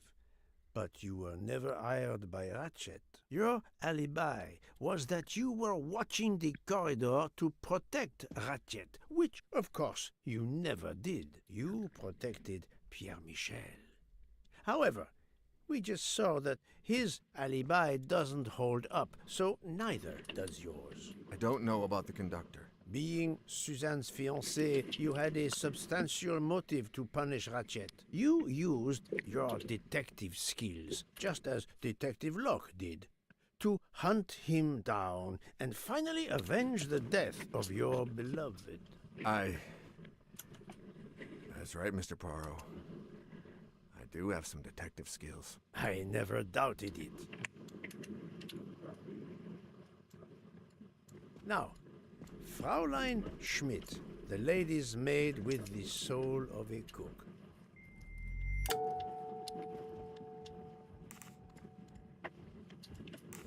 Fraulein Schmidt, you told me of your remorse for drugging Detective Locke. I believe you are sincere.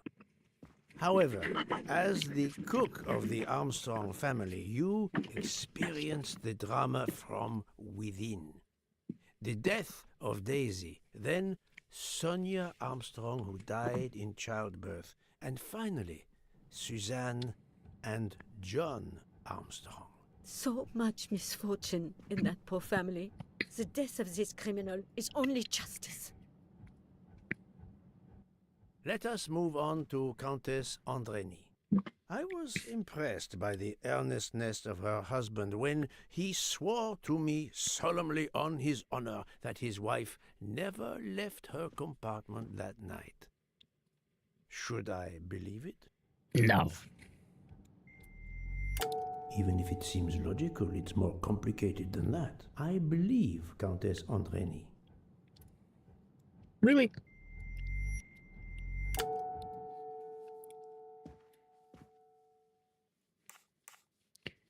Weak. Countess Andreni is young and fit, physically quite capable of stabbing Ratchet. The problem must be somewhere else. Why would that matter, though?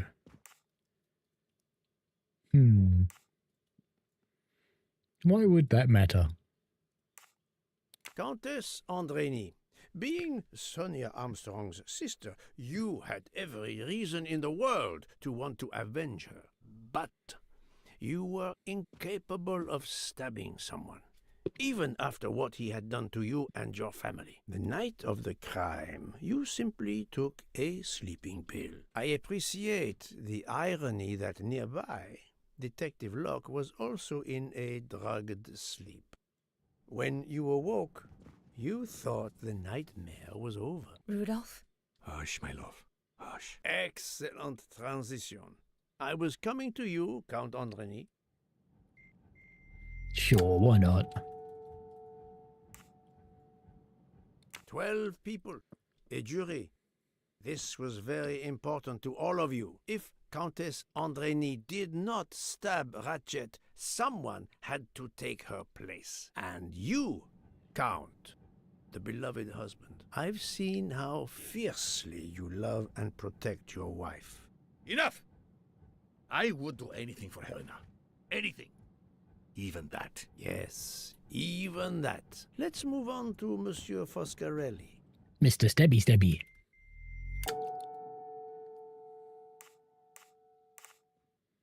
Detective Locke found out that you were the Armstrong chauffeur, and that you planned to travel on the same train at the same time as Ratchet. That is what made her decide to obtain a ticket as well. Unfortunately, she could not prevent the murder.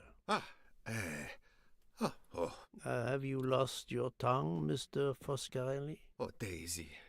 She was the delight of the house. Tonio, she called me. And she would sit in the car and pretend to drive me. And you, Mademoiselle Olson, a champion for the immigrants, a worthy calling. Sure, why not?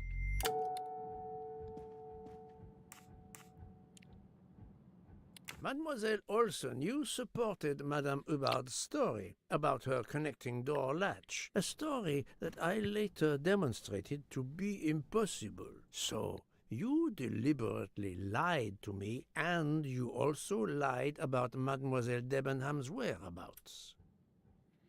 Wow, wow, wow. Enough! I can't take this anymore! I know what you want from me, Mr. Poirot. Very well. Here it is. She was my little Daisy, my angel. So patient. When I patched a scrape or took her temperature, that was my job. But she was so much more to me. She was a shining light in an ever-darkening world. I've tried to honor her by caring for children who have lost everything. Thank you, Mademoiselle Olson. You too shed light on your part in this mystery. You were Daisy Armstrong's nurse. I will ask you no more questions. It is enough that you have admitted what I know to be the truth, and I understand. Let's move on. Dr. Constantine. You suspect me? I know none of these people. I didn't know Ratchet either, and I've taken a solemn oath to help people, not murder them.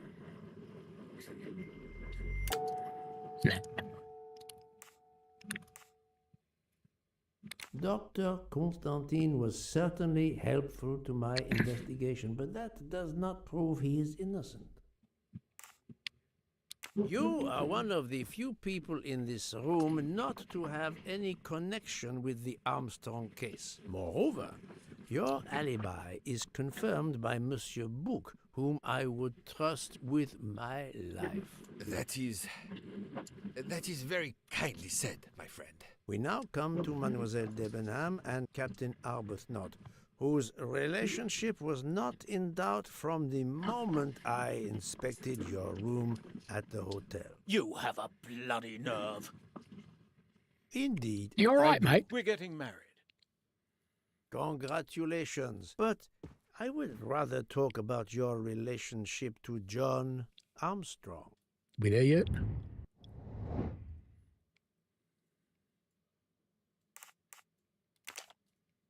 You should go that one. That was easy.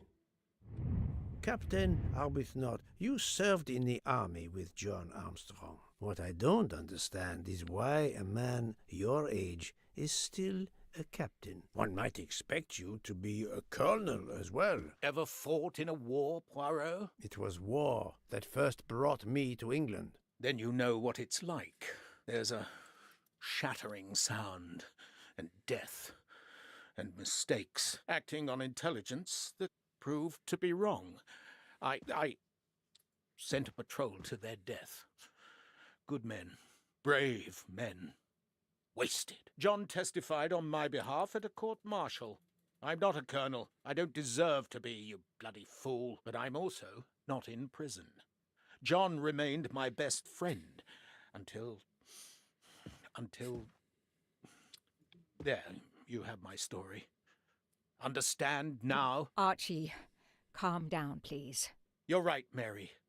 What you see in me, I don't understand. Oh, Archie, I see in you what John saw. Say they were Miss lovers. Debenham, I'm sorry. My turn, is it? I'm afraid so. And you have caused me quite a puzzlement. Your connection with the Armstrong family was not obvious. Then I remembered the job you currently hold.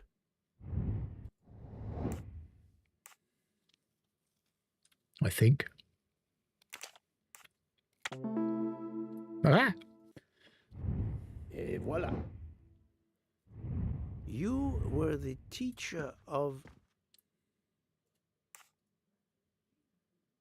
You were the teacher of Helena Andrény, whose maiden name was Helena Goldenberg before she married Count Andrény. Yes, absolutely. Why lie to you? She was an excellent student. Captain Arbuthnot.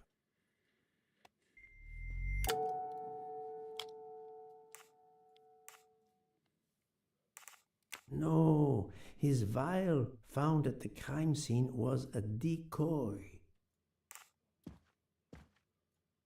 You had one of the strongest alibis, thanks to Mr. McQueen. But his testimony melted like a snowflake. There went your alibi. Poof! Unless you have another one. As for you, Mademoiselle Debenham, Don't think so.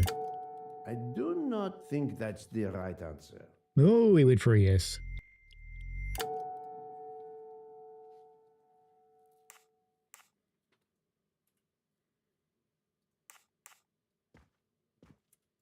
Yes, I remember overhearing Mademoiselle Debenham talking with the captain at Circacci station. She said, "Not now, not now, when it's all over." That's significant in light of what we now know, but not enough to incriminate her. Mademoiselle Olsen was the only one who could confirm your alibi. I think you know where you stand. Very good, Mr. Poirot. Are you Real satisfied? Lord Vectron. I will be soon. Cute ones kill people too. Now I must turn to Sonia Armstrong's godmother, Princess Dragomirov.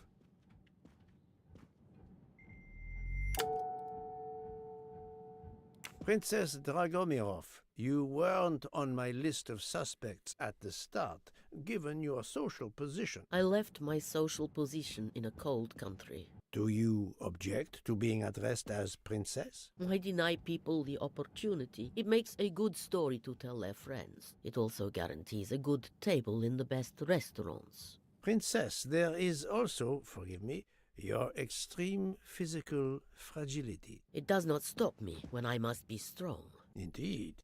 Of more importance, though, is the fact that you're the only left-handed person on the train. And the single blow to ratchet from a left-handed person was very, forgive me, weak. Finally, I'm afraid I know the alibi that you shared with Fraulein Schmidt is false. You have been very thorough, sir. I hope you will permit me to say we are much alike. I am honored. Now it is time to end with Mrs. Hubbard, or should I say... Think, Poirot, that is not a good answer. She's the dead one. Linda Arden. If Princess Dragomirov hadn't told me about her relationship with this famous actress, I might not have made the connection. But you are a great actress, madame. Your performance as a flighty, self-involved woman was superb. I never would have guessed something entirely different. As for what ties you to the Armstrong family, it is obvious.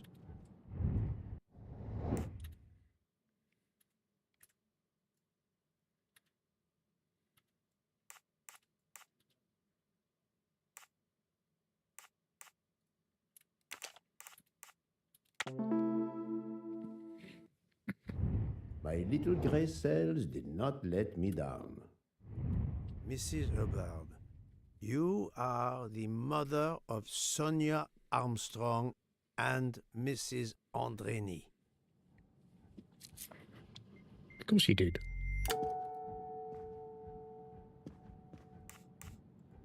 Madame Hubbard, you really are a remarkable actress. You put so much effort into your character and into staging the murder. I saw it as a perfect mosaic, each person playing his or her allotted part, so carefully arranged that if suspicion should fall on any one person, the evidence of one or more of the others would clear the accused person and confuse the issue. Everything was meticulously planned. Meticulously. But you hadn't expected that Detective Locke and I would be on this train, and the avalanche would block it on the night of the murder. You had to improvise. But again, improvisation would be another of your skills as an actress. So, you came up with the story that the latch on the door that communicated with Ratchet's compartment was hidden by the handbag. I always fancied myself in comedy parts. That slip about the sponge bag was silly. Shows you should always rehearse properly. You know all about it, Mr. Poirot. You're a very wonderful man, but even you can't quite imagine what it was like. That awful day. I was just crazy with grief. So were the servants. We decided then and there that the sentence of death that Ratchet had escaped had got to be carried out. There were 12 of us. Said it was everyone. Rather 11. Suzanne's father was over in France, of course. First, we thought we'd draw lots as to who should do it. But in the end, we decided on this way. It was the driver, Antonio, who suggested it. Mary worked out all the details later with Hector McQueen. It took a long time to perfect our plan. We first had to track Ratchet down. Hardman managed that in the end. Then we had to try and get Edward and Hector into his employment. Well, we managed that. Then we had a consultation with Suzanne's father. Captain Arbuthnot was very keen on having 12 of us. He seemed to think it made it more orderly. He didn't like the stabbing idea much. But he agreed that it did solve most of our difficulties. Well, Suzanne's father was willing. Suzanne had been his only child. We knew from Hector that Ratchet would be coming back from the east, sooner or later, by the Orient Express. With Pierre Michel actually working on that train, the chance was too good to be missed. My daughter's husband had to know, of course, and he insisted on coming on the train with her. Hector wrangled it so that Ratchet selected the right day for traveling when Michel would be on duty. And then, at the last minute, you came. For the rest of the story, you worked out everything, Mr. Poirot. You were right about all of us. What are you going to do about it? If it must all come out, can't you lay the blame upon me, and me only? I would have stabbed that man 12 times willingly. It wasn't only that he was responsible for my daughter's death, and her child's, and that of the other child who might have been alive and happy now. It was more than that. There had been other children kidnapped before Daisy, and there might be others in the future. Society had condemned him. We were only carrying out the sentence, but it's unnecessary to bring all these others into it. All these good, faithful souls. You are a director of the company, Monsieur Bouc. What do you say?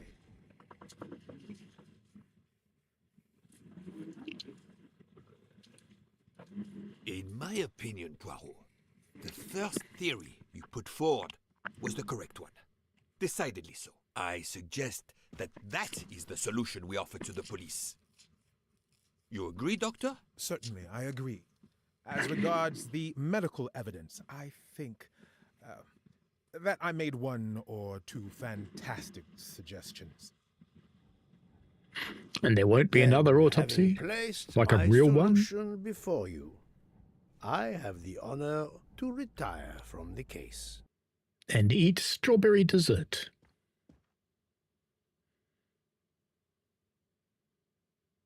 The Twain, boss, the Twain.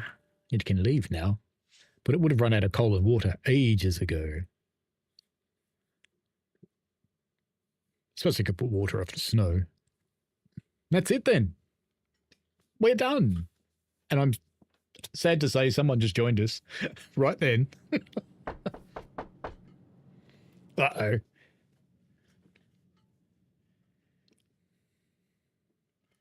That was creepy.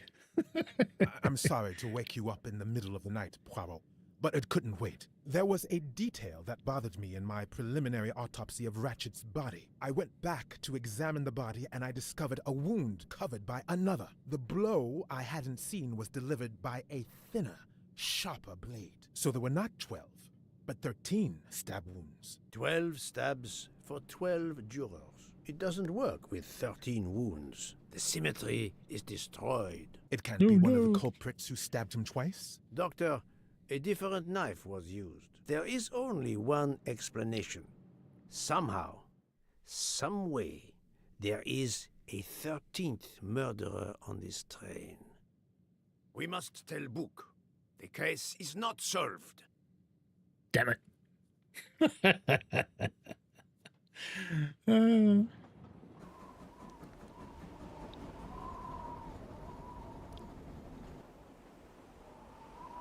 It seems weirdly wide, doesn't it, the train?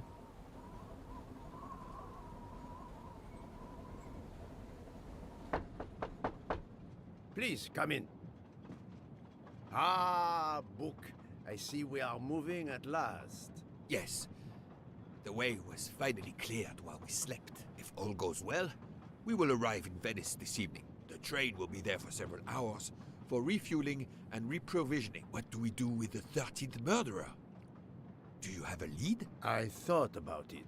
There is one clue that was left aside in my investigation. The Handkerchief. diary I found in Ratchet's safe mentioned an appointment in Venice. Someone with the initials A.W. He will never keep the appointment.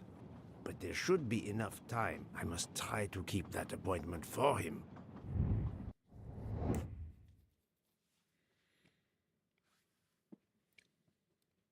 Hmm.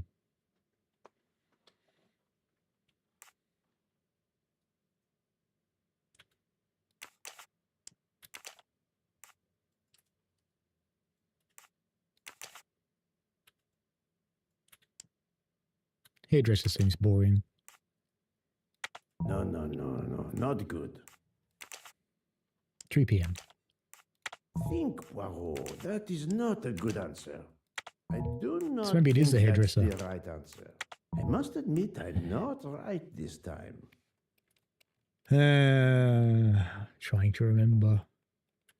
Going through my notes. I wrote a thing about it. Where's my paper? No, it's this paper.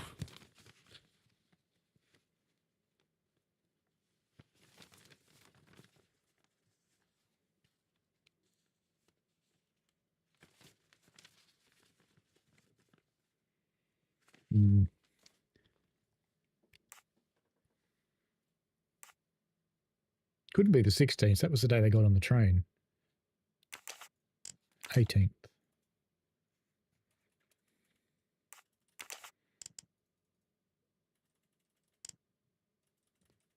Come back to that. I think I picked the right place, though. I think I remember that because it's, you know, it's different to the others. You'd remember it. Criminals would meet at night, wouldn't they? Surely. Yay.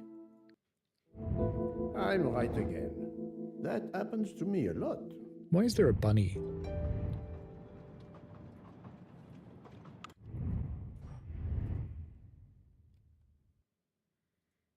So Dr. Constantine is AW.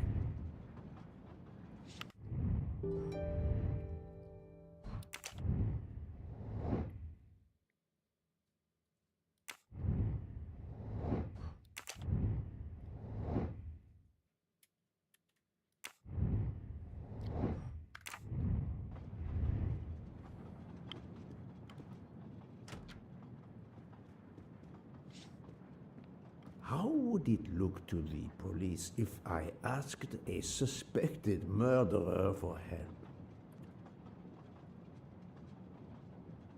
Good question.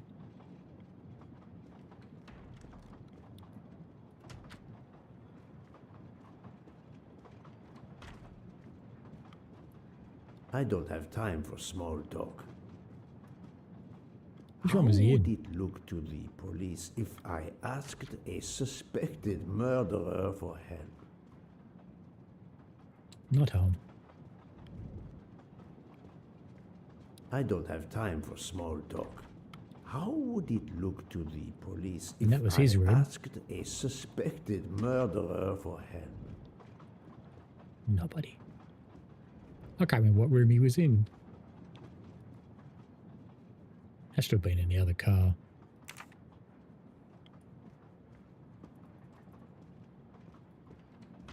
This is Poirot running.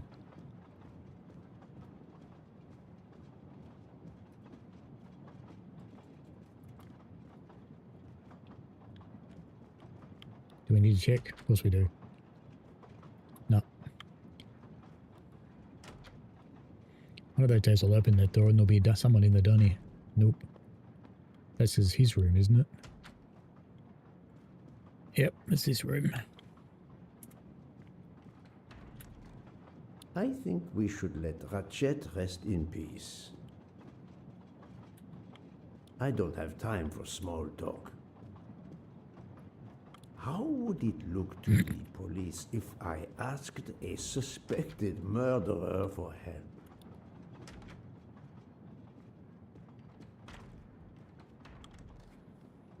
Doctor, a moment.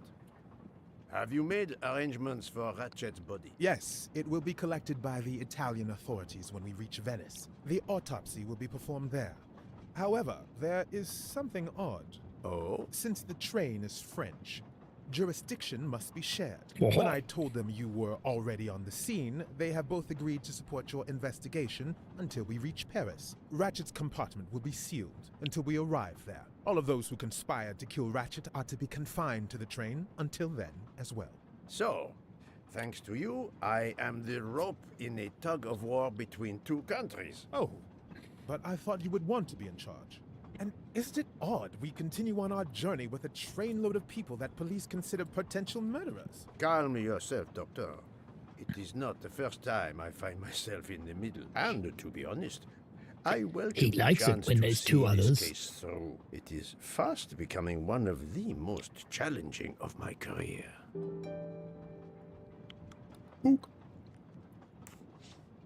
Would you be able to accompany me to Venice to follow a lead? I'm honored you asked me, my friend. I would have loved to help you.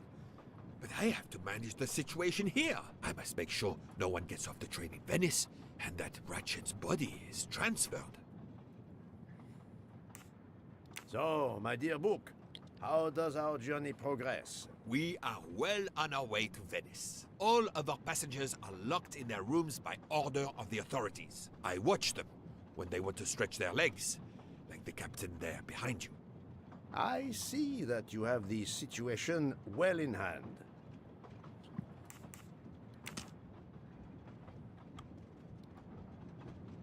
Doctor, a question. Could you assist my investigation in Venice? I can't. I'm afraid. I I'm know, to can't. accompany Ratchet's body when the Italian police take possession of it. I've been asked, commanded really, to help with the autopsy because of my earlier examination. Don't like you.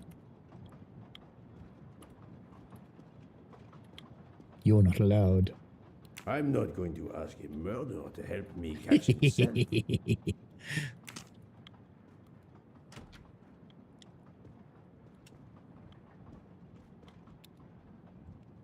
Mademoiselle Locke, you are clearly an excellent police officer. Could you accompany me to Venice for an investigation into Ratchet's activities? There is much we still need to know. Well, yes. It would be an honor to work with you. And I'm glad you trust me. What do you have in mind? There was a notation in Ratchet's appointment book. He had an appointment. Another With book. who?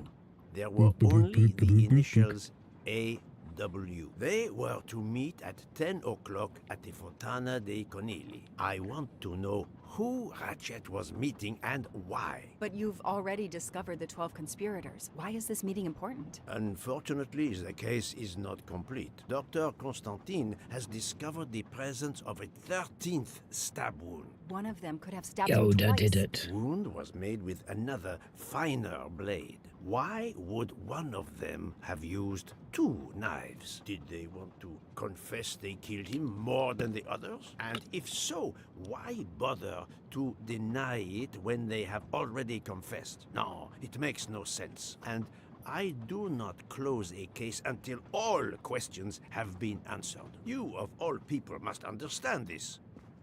You're right. I do understand. I'll help you. Thank you. Together, we will uncover the truth. We will Good at arrive it. in a few hours. Take the opportunity to rest. I slept well last night. No more effects of the drug. Excellent. Then be prepared when we reach Venice. We have another mystery to solve. Bloody aye.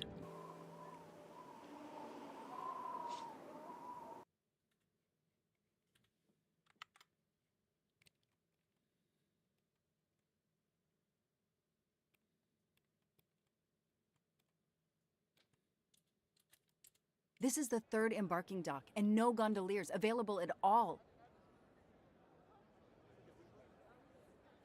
With Carnival, you can't find a gondolier to cross that damn canal. They're all booked.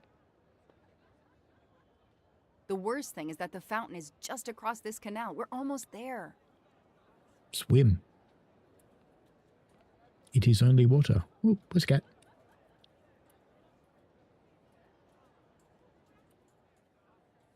Just steal that one. Sorted.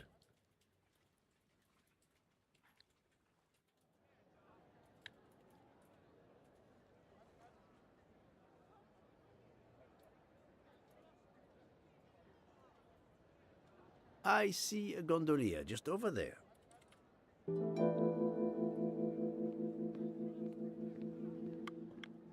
Show me how an American detective would handle this.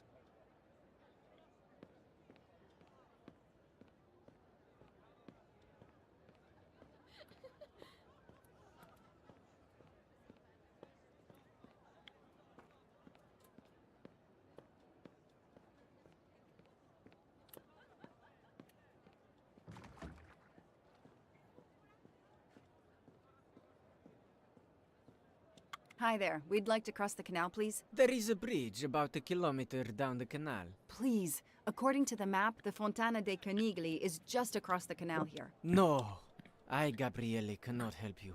We solved it. We'll miss the 10 o'clock rendezvous if we try to get through this crowd.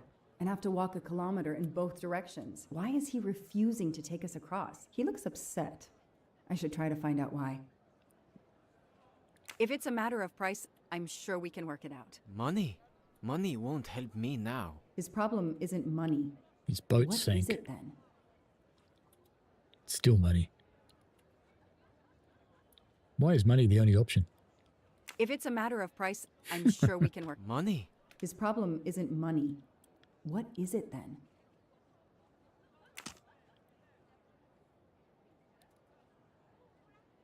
Bella Chiara, the beautiful Chiara. A beautiful name for a beautiful gondola.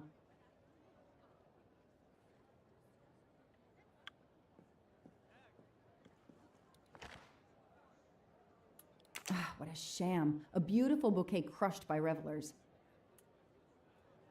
So we have to go find him flowers. There's a flower vendor over there, naturally. Or is that food? Maybe it's food.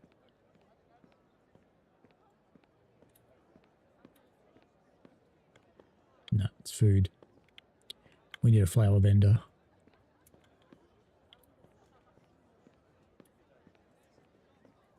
Every carnival, my friends and I mask, and every carnival, we lose one another. You're useless.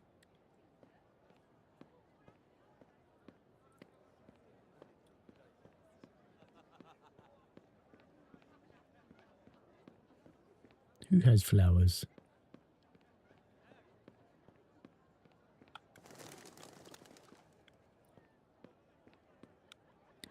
Can't go in there. Can't go in there. Gelati shop.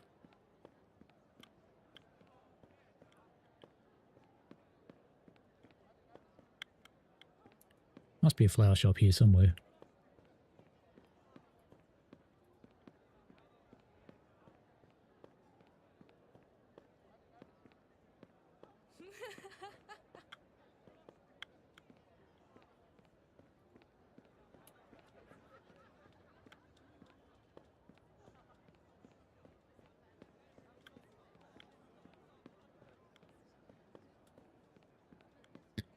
There's no going that way.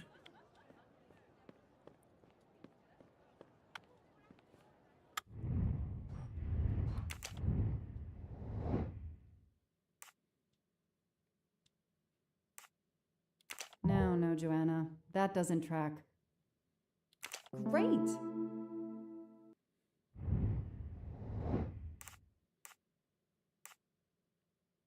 Not bad. I went looking for flowers for nothing, Detective didn't gets I? it right.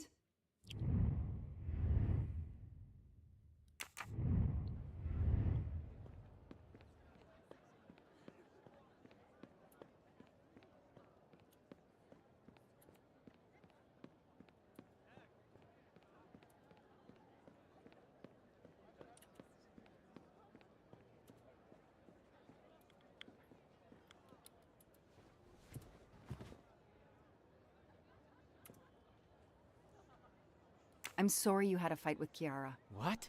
How did you know? I'm a detective. I'd like to help, if I can. If you have a spare engagement ring, detective, I'll take it. Ah, I see. You lost the engagement ring you were planning to give Kiara? Lost? It is worse than that. I threw it away in the canal. I bitterly regret this gesture. I now find myself without a girlfriend and without a ring. How are you going to shit with no ring? Very difficult.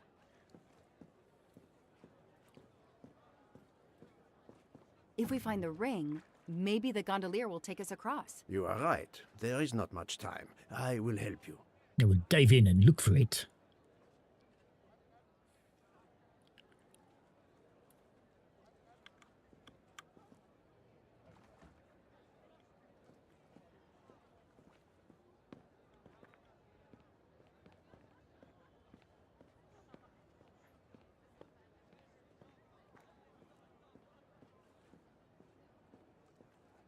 Push him in. Push him in.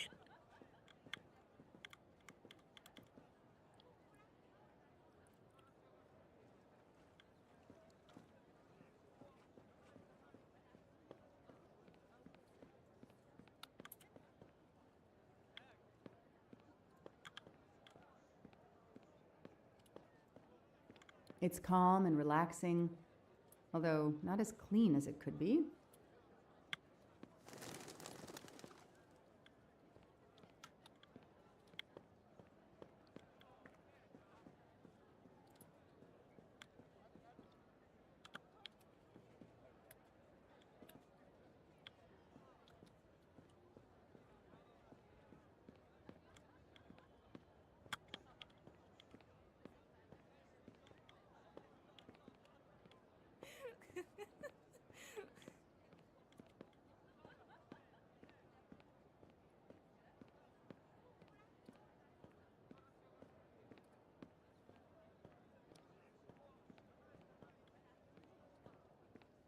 Ask the cat.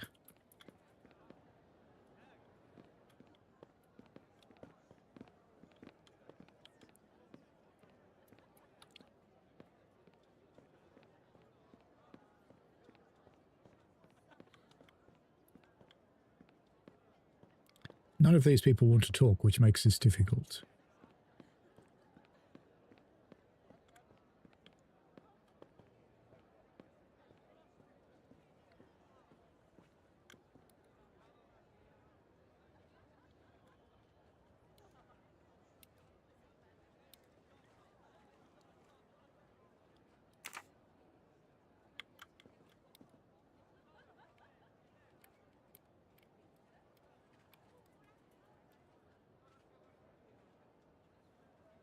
I can't see anything down there.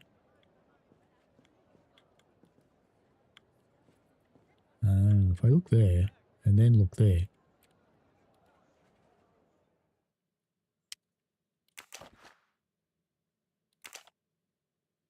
I know someone who'll be happy.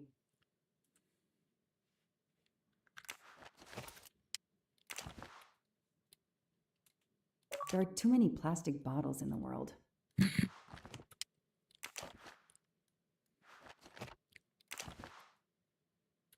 I don't need an empty soda can.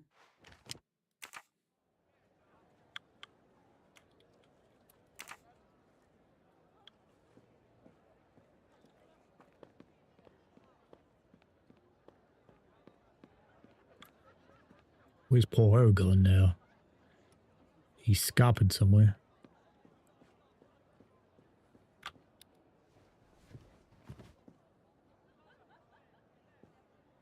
Thought she was going to suck face with him then.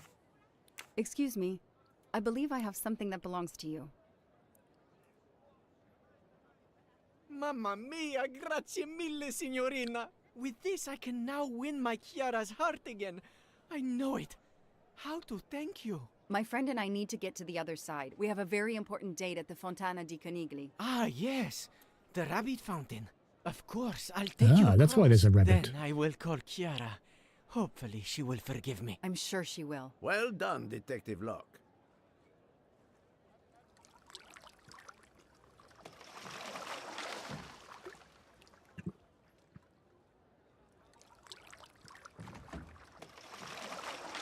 This district of Venice is very charming.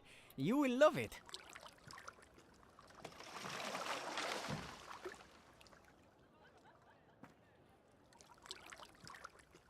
It's a Back to the Future boat. Rows underneath. Bit like Trains in World Trains.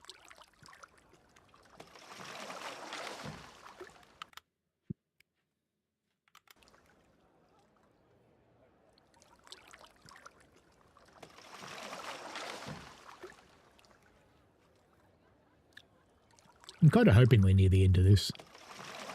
But we're probably not.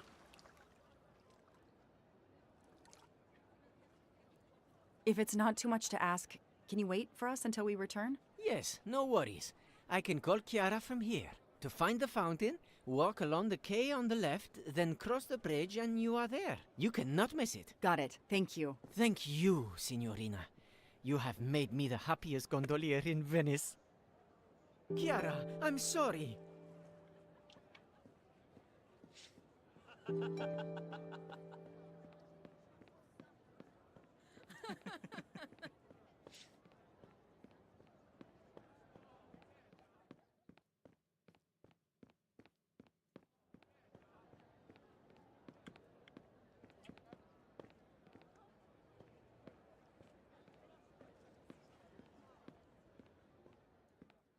The bunny rabbits. Who can it be now?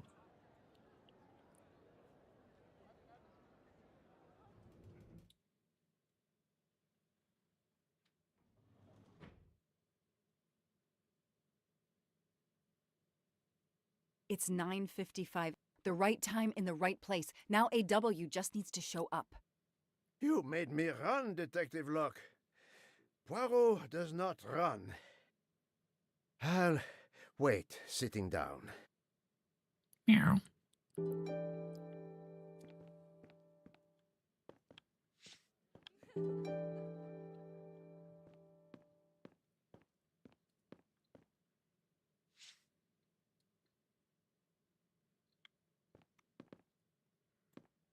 did the woman that came out of the door go? Oh, there she is.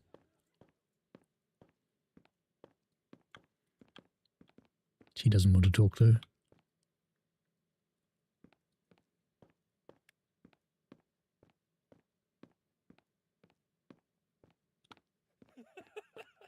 We have an appointment, I believe. I don't think so.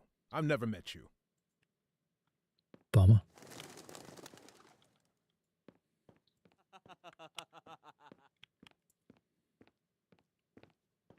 Did you have an appointment here at the fountain? Yes, to party.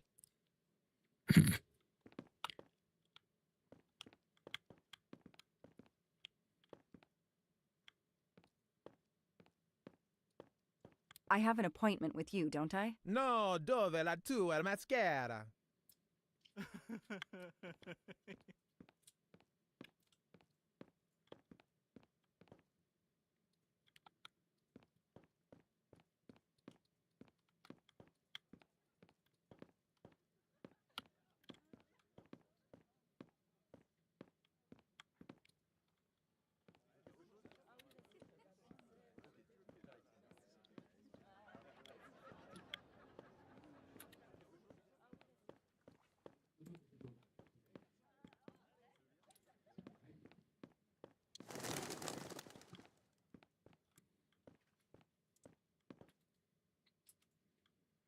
That said the Australian Alps for a moment, but no. There's nothing in there about an AW, is there?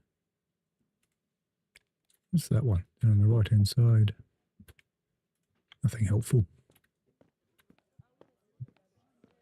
I can't leave here, they're in the way.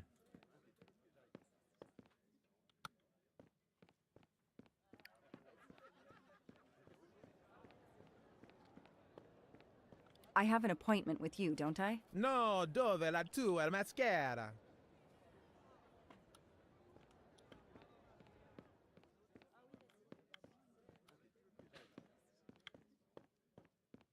We have an appointment, I believe. I don't think so. I've never met you.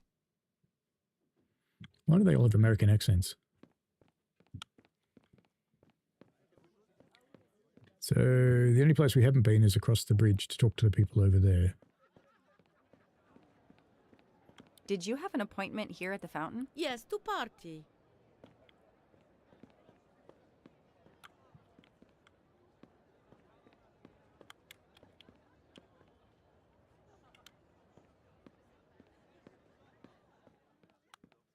And you can't go past them, so it's somewhere in this area. Who didn't we talk to? Did you see anyone who could be AW? No, no one. But who knows what those Costumes and masks are hiding.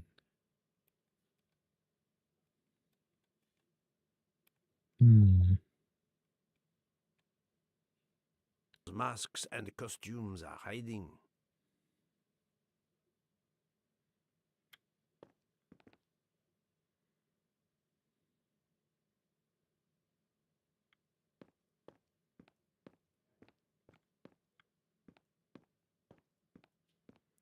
I don't know.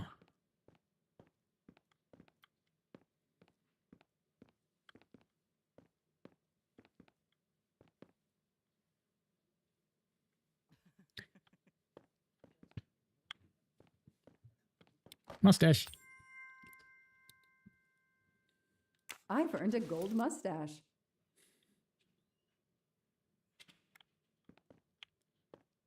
And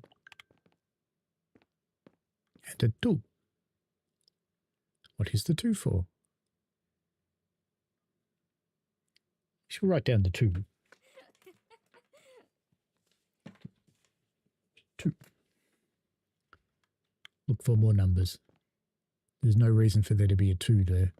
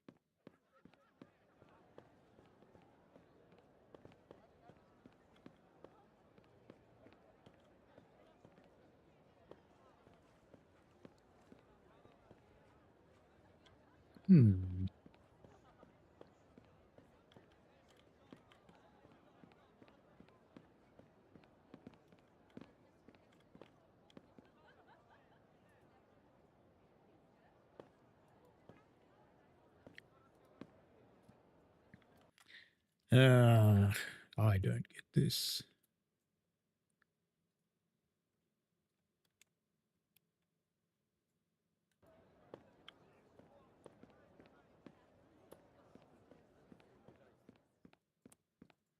This door opened before, didn't it?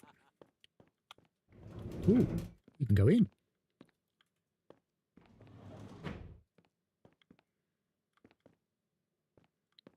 A lot of cats here. No, don't pull the bell. Nobody.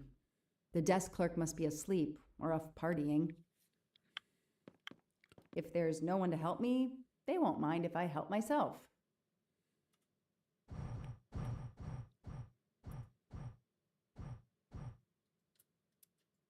Aziz Wadi. That's the only name that corresponds to the initials AW. Light. Paziente, non ti ho sentito. Posso aiutarla? I'm sorry, I don't speak Italian. Do you speak English? Of course, signorina. How may I bother you? How? What? Oh, I have an appointment with one of your guests. What is the name? I have an appointment with Mr. Aziz Wadi. Do you know if he's here? Why, unfortunately, he left the hotel this morning. He seemed to be in a hurry, but he left a carta. You are? I'm Mrs. Ratchet. Mr. Wadi asked me to give the message to the signore, but I suppose this is okay.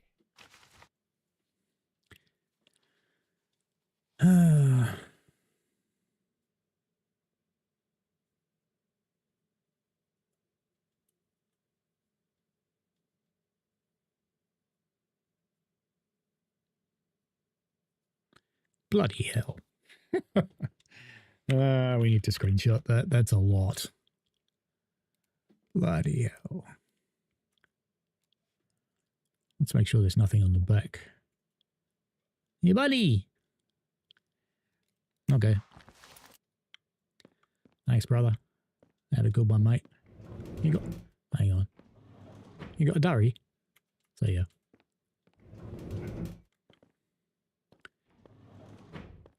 So, mademoiselle, was our mysterious A.W. here? No, but I managed to get his name, Aziz Wadi, and a letter he wrote for Ratchet. It seems to be a kind of riddle rhyme. Let me see. Well, Ratchet and Mr. Wadi must love this book to refer to it so much. Yes, I think we have to search and find the tracks that this person left for Ratchet to find him. I think so. Lead the way, Mademoiselle Locke.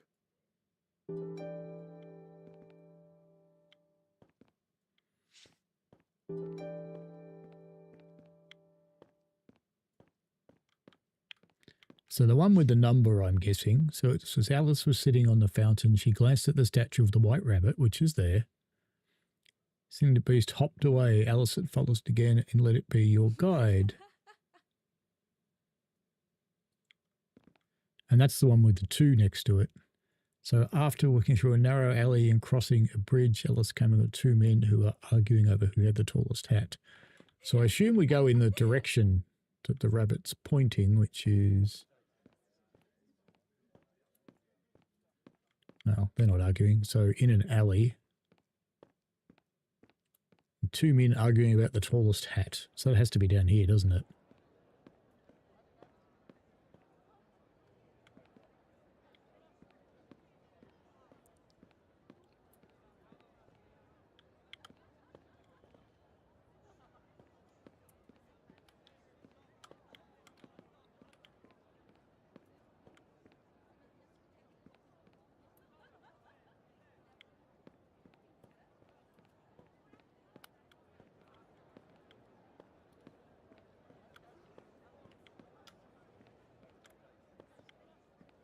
These guys, maybe?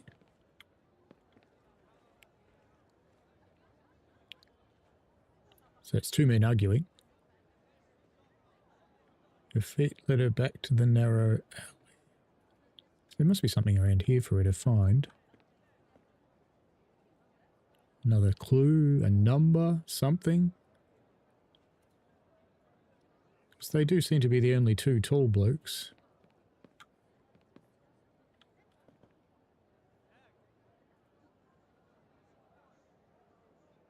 Could be these guys. No, I don't care. So it must be them. But they don't want to talk.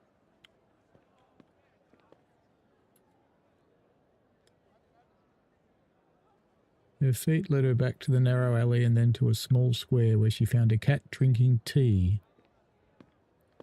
Do you need help, Detective Locke? It looks like the writer of this letter is quoting Alice in Wonderland. No, I think it is a pastiche. Monsieur Carroll was a much better writer than this. It's a riddle. No, a map. Both. I think Mr. Wadi was worried their business might be known, and has given Ratchet directions to a new rendezvous point.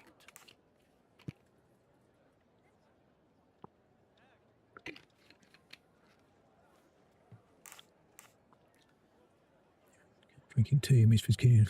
Another alley. Alice chased after him. Breathless, Alice arrived in a large square with a barracks for playing and soldiers. Out they came marching towards her. Men ran up to the end of the quay. The large door with the Gorgon's face on it demanded a secret code. Code that Secret had done the journey. Mr. Waddy's letter mentions a rabbit.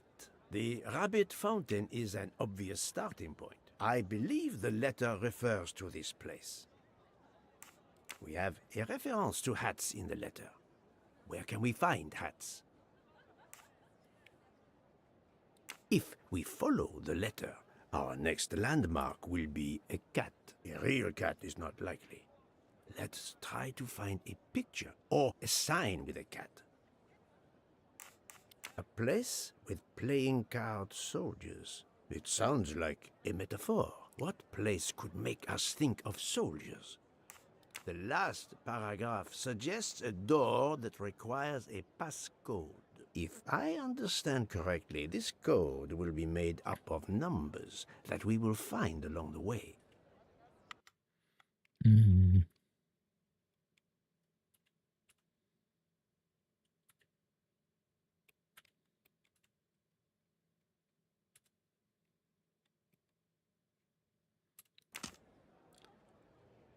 Hat shop?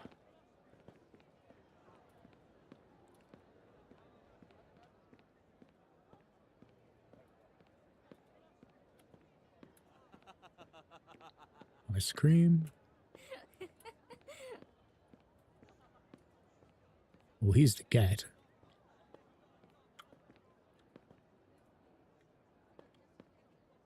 That has to be the cat clue. Oh, look, a number. 4.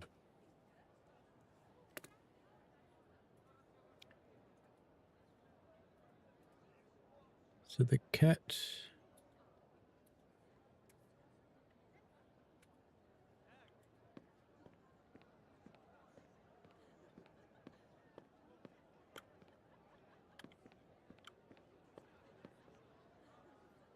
Haircuts. Why would haircuts be important?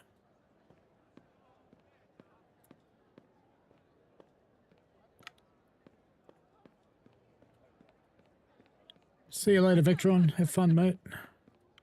So we cannot go that way. So we're still looking for soldiers and a hat shop.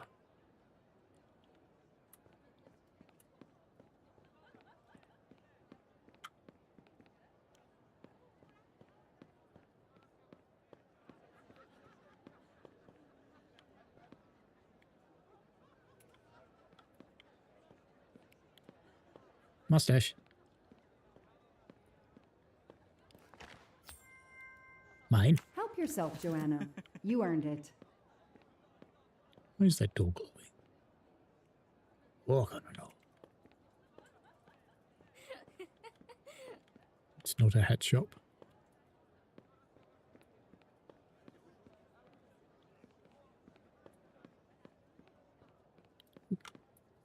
Nine.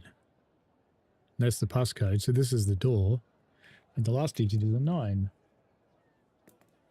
But there must be one... Because we didn't find a hat shop. We've got to find a hat shop.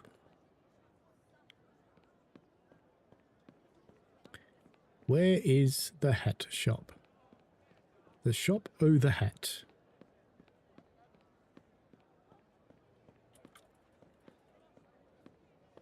It's another cat. Meow.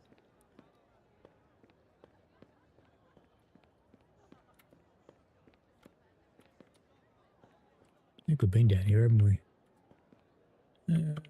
Yes, I think so. Somewhere with hats. Mad hats.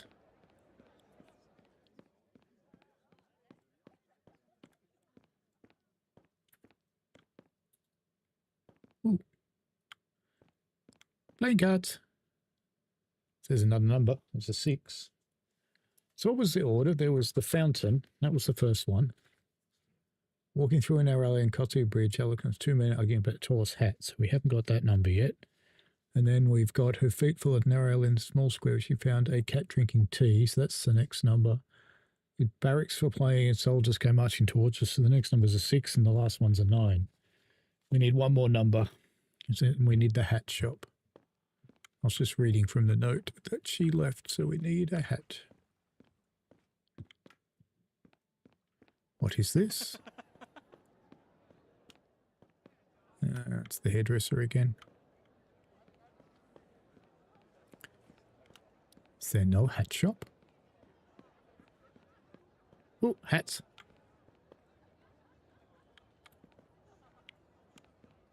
It's definitely a hat shop. Oh, it's a mask shop, isn't it? Or I suppose it's hats and masks.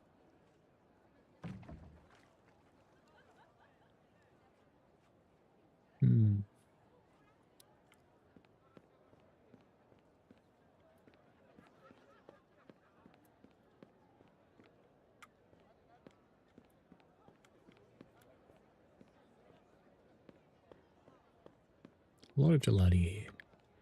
None of them are open though. You'd think at a big party they'd have ice cream open, wouldn't you? Is the map going to help me? Oh, maybe.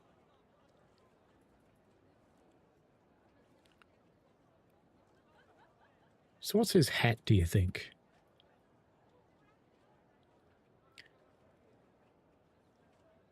I think... Hang on, let me switch away from that. I think we need to translate and get hats. So if we use the Googly Translate tool, it should work, shouldn't it? Translate, translate, translate. It'd be under T, wouldn't it? That would make sense. There we go. We're going to use the camera. Didn't you? So they are all just places. No, we want Italian, detect language to English. Why didn't it default to English? Stupid thing. Borgo Road, St. Paulo Commerce Street, Fisherman's Road, Gondola Street, Fountain Square, Plaza of the Cat. Yes, well, we know that one. FOMO Street, Santa Maria Little Street, Dragon Street. Money Street of Courtesy. Hat Square is Q. Alright, so where are we? So we need to cross a bridge. Oh, cretinous thing. So we need to cross a bridge. Or we can go there the long way, but cross the bridge. Must be that. Surely. There's only that one there. There's no bridge behind us, so we'll cross the bridge and then go... Cross a bridge, go straight, turn left, go straight, turn right.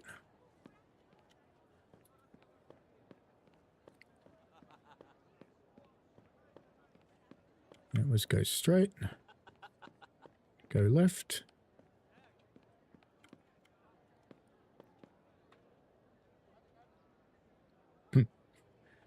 Nope. And go right. We're back at the bookshop. But this was the Plaza de Hats. Surely this was it. Piazza della Polizia. Yeah, we're there. We're there at Q.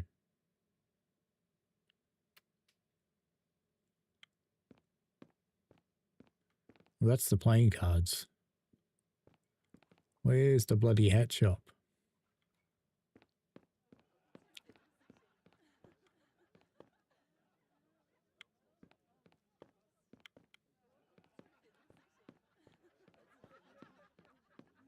Let's try and translate this one.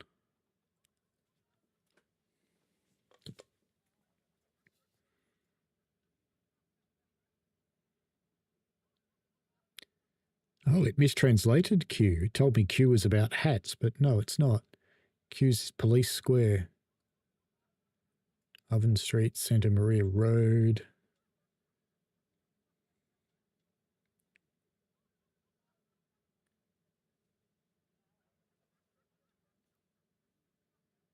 Yeah. There's nothing there about hats. I don't know.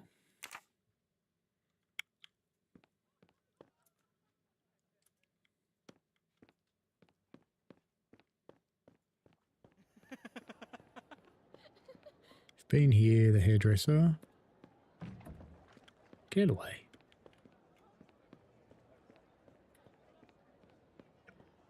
We have lost Paul.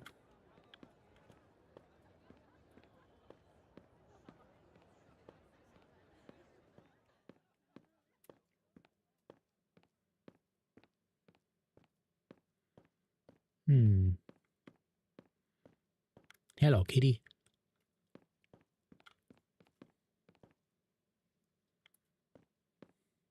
Can't cross on the gondolas, clearly. Is there a hat shop over there? No, that's where the playing cards are.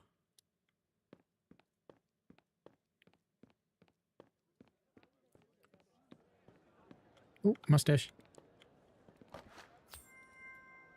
A gold mustache. Thank you very much. So surely that's a hat shop. I don't see any numbers or anything. Help, Paul. Help, or I'll push you in the canal. Prick.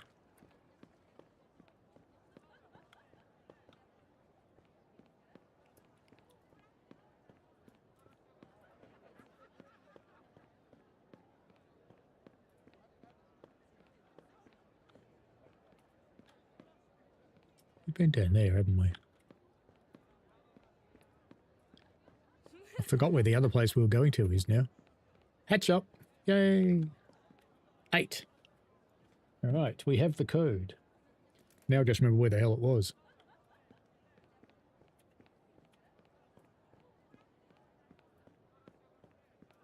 Where was the door? It was down an alley on this side. Actually, I think it was down on the other side of the bridge, wasn't it? I think.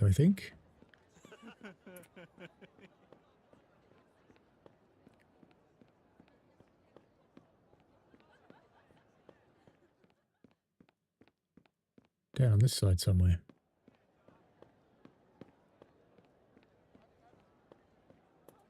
Let's try down this one. No, that was that first tweet. So no, it was definitely back on the other side because we're back where the rabbits are. So it's the other bridge.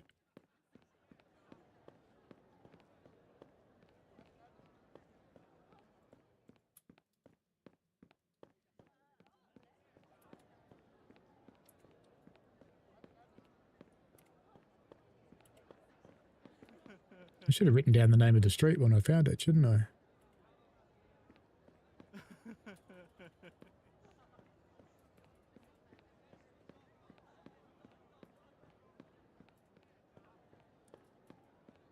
Over this bridge, maybe.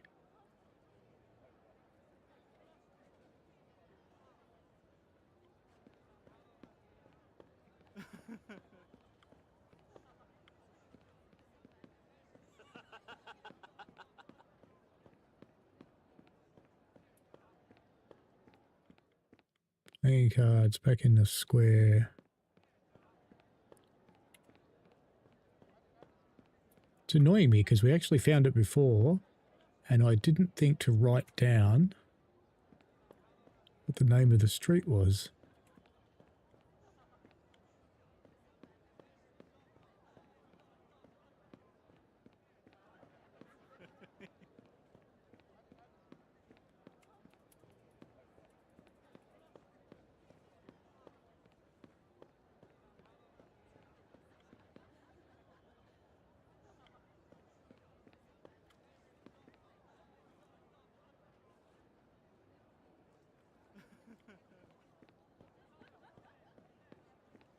There it is.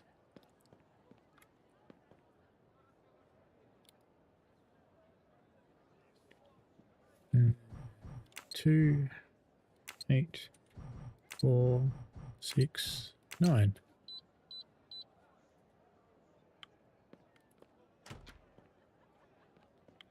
Where is Monsieur Poirot, though? Here's our man over there.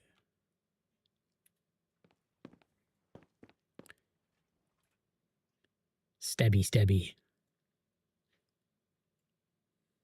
Hey, you.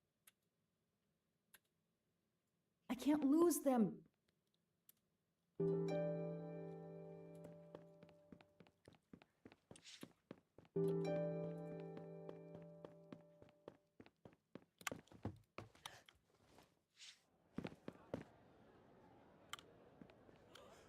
Fuck. Where'd he go? There he is.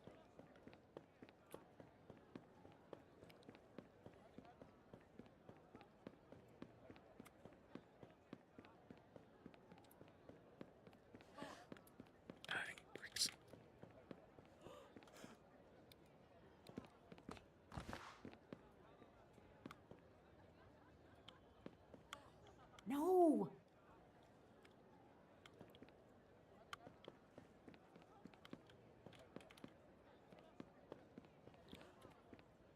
How can they run so fast in that costume?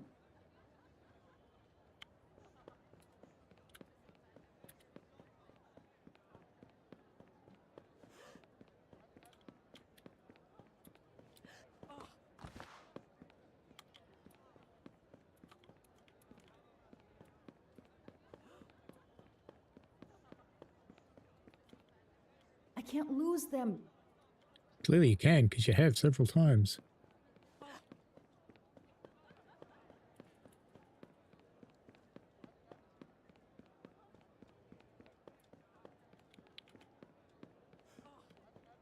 Couldn't have gone that way, must have gone this way.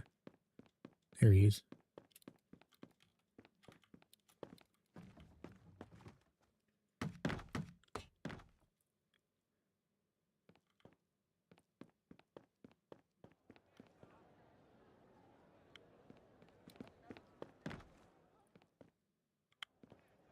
Pick it up, Joanna.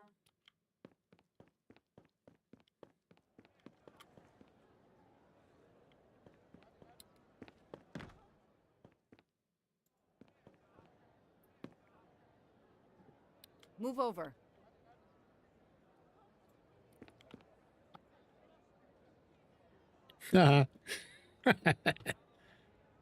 Excellent.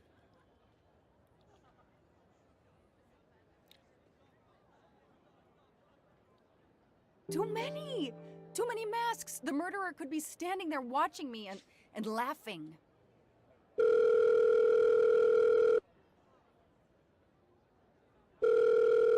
One of these will be not like the others. Yes, Detective Locke? The murderer got away.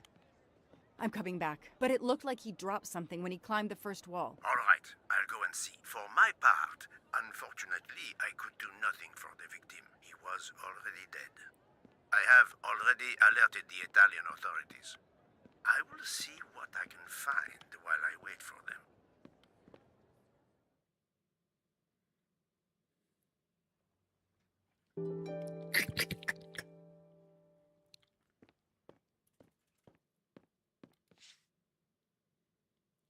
It is the money. A pair of women's glasses. Was Ratchet planning a new identity? A pair of women's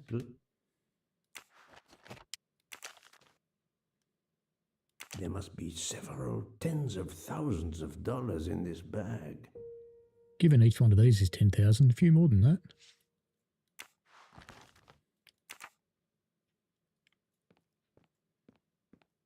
The victim was stabbed. Apparently the method of choice in this case.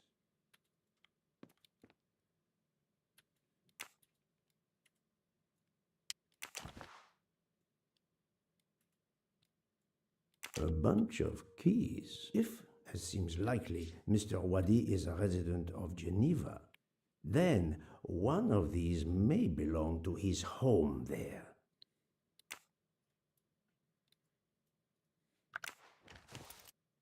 Various clothes in his suitcase. Mr. Wadi was obviously planning to leave this city.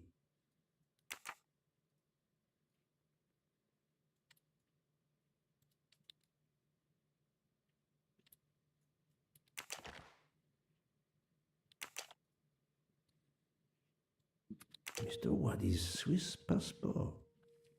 I'll see if I can find a match on the internet to confirm his identity.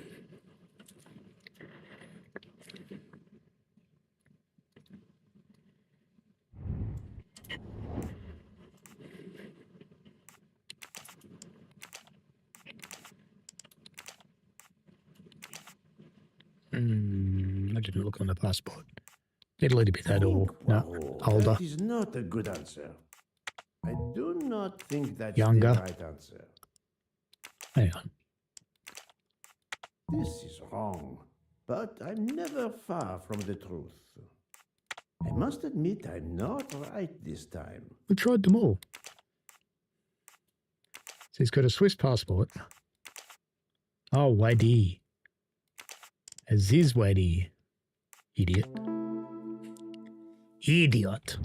That's the right answer.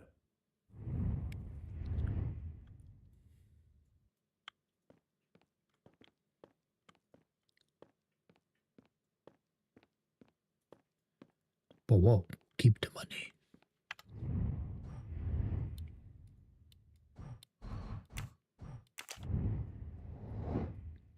One more thing. Okay.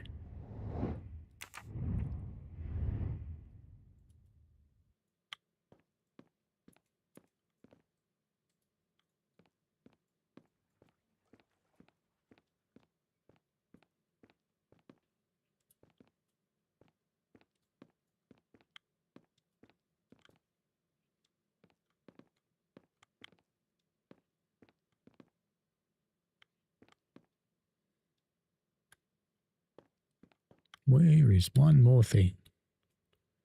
Anyone see a circle?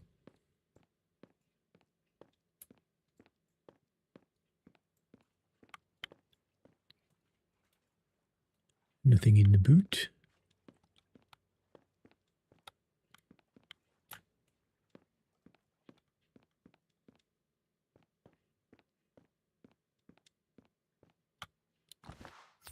Mustache. You can never have too many of these. So there'll still be one more thing, won't there? Because the mustache didn't count.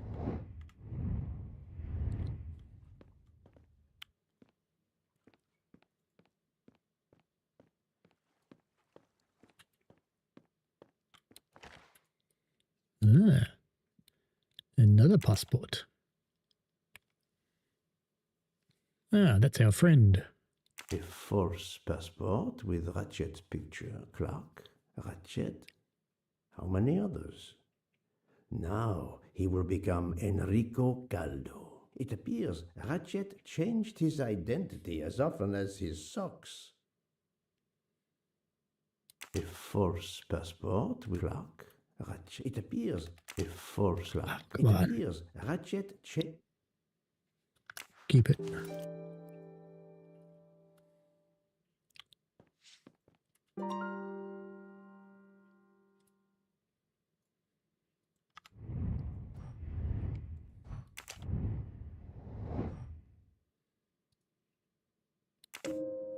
Very well, I choose to go this way. I'm sorry I couldn't catch the suspect, Mr. Poirot. There is no need to apologize, mademoiselle. Your Here's me thinking efforts this would be were over quickly. marvelous. Clearly I not. found some information about Mr. Waddy. Did you access the FBI database? Don't worry. I'm just going to get rid of the screenshots and stuff My that I've little been gray collecting. cells were enough. However, the database may confirm the origin of these banknotes. No need. I included them when I continued my investigation. Excellent.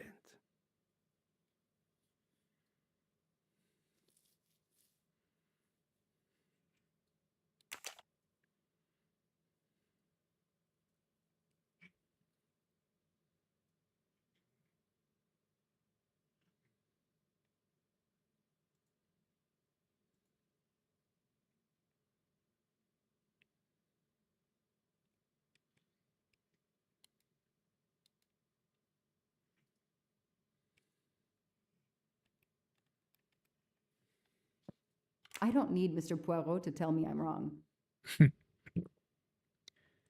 880S.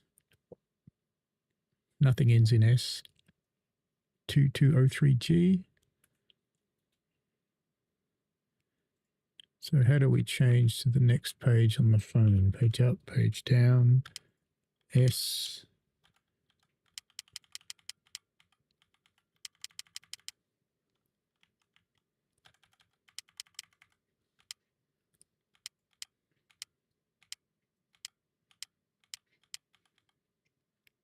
So there must be a way to change pages.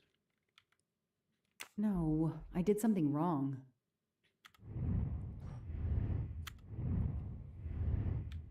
What is the way? WASD, but that's only up and down. Can't go left and right there. Arrow keys work, but not there.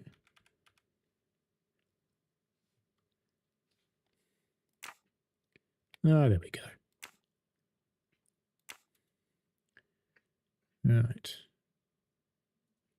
649C. No 649C. 203G. 203G, there's one. That's it. No rookie mistake there. And 649, there's no 649 on this page. No 880 on this page. That's phone numbers. This might be more money. C and S. Yeah, that's one of them there. Hey, I'm a pretty good detective after all. And C, 649C. There it is. That one? That The one. detective gets it right. Mr. Poirot, it's part of the ransom money from the Armstrong case. You are surprised? I suppose not. So Ratchet had it in an account at the Banque du Lac. It would seem so. He knew the serial numbers on the banknotes could be traced, and he could not spend it. So he stashed it there. But now he's run low, something he didn't count on. He hopes enough time has passed so he can begin to spend the ransom money. There is something else he didn't count on. What's that? Stabby, He stabby. didn't count on you, Detective Locke, and your tenacity. Thank you. But we are still left with a murderer on the loose. But we progress. We know Mr. Wadi had an appointment with Ratchet. He had a bag full of money and a passport with Ratchet's photo, but a new name. What is your opinion about the passport?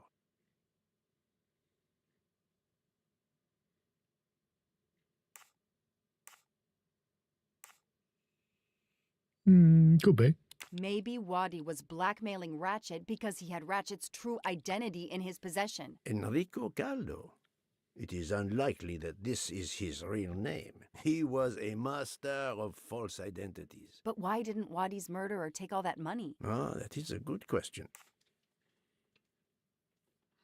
The bag isn't very big. He could have easily run away with it. If he didn't take it, it was deliberate. He wasn't interested in the money. If the motive wasn't money, it leaves passion or revenge for motive. So, Detective Locke, what do you think? No. Passion or revenge?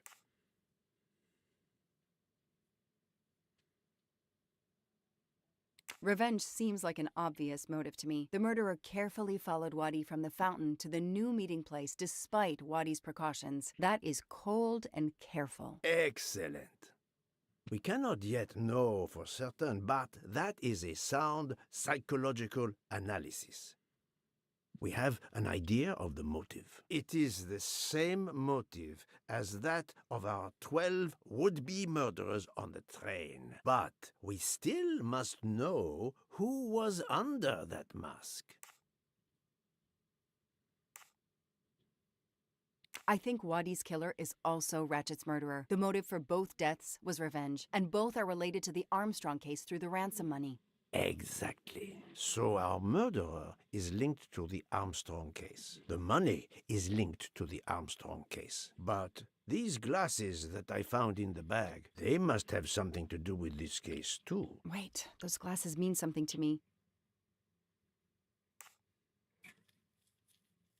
Wait, I know. I've seen these. They belong to Suzanne Moreau, little Daisy's nurse. I remember seeing them in her bedroom. But they were gone the day she died. I remember the press saying that the nurse had committed suicide. I've always believed otherwise, and the glasses are proof that she was killed by Ratchet, or his accomplice. He took those glasses. I always had a gut feeling, but now, Mr. Poirot, now I have proof Suzanne was innocent. Yes, you do. But the question I ask myself is this. Why did Ratchet keep these glasses?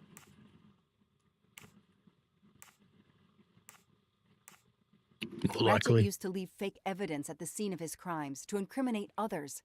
He did the same thing to frame Suzanne. Possibly. But keeping an object belonging to his victim as a souvenir of the murder, that is the behavior of a fetishist. Now that you mention it, in my investigation at the time, I had already found Daisy's hair clip in Ratchet's cabin, and now we find Suzanne's glasses in a bag for Ratchet. 2 objects from 2 victims of Ratchet. He is a trophy hunter. Okay, we managed to clear up some of the gray areas. What now? The bag only contained a fraction of the $1 million ransom of the Armstrong case. The rest must still be in a secure place. I will make a wager with you the hundreds that in it each is bundle. the Banque du Lac in Geneva, where Mr. Waddy worked. Waddy was also the keeper of Ratchet's secrets. They were killed by the same murderer. Agreed. Well, there is It's almost time for the nothing more we roadmap. can do here except wait for the police. Prepare yourself for a long evening with the police. We have a lot of explaining to do. And after that? A visit to Geneva, perhaps?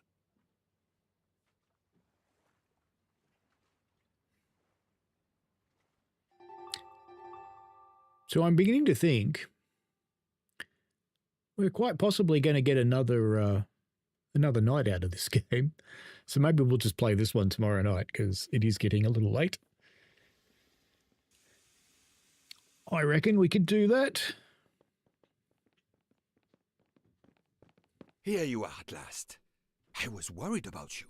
We just left the police station. We had to explain to the Italian police that we were not murderers. What? Another murder? I'll tell you when we're underway. Are all passengers and staff aboard? Yes, everyone is here. We were waiting for you. Excellent. Let's not waste any more time. We have to make a longer than usual stop in Lausanne. What? How long? Long enough to do a little banking in Geneva.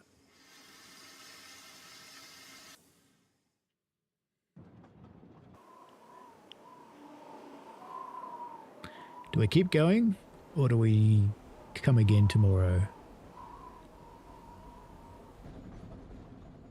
But this is madness.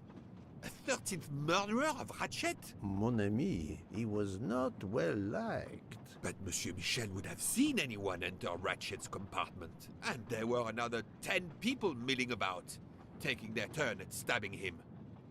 How could they not notice an uninvited killer?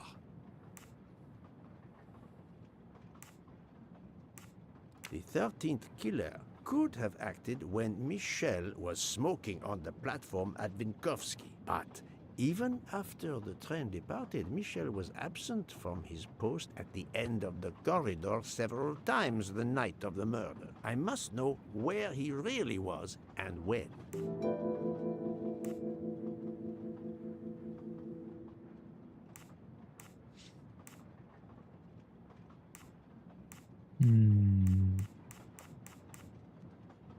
Let's go with a yes. He most certainly returned to the train. How can you be sure? It's obvious. I mean, I hope Mr. Poirot agrees. Please continue, Detective Locke.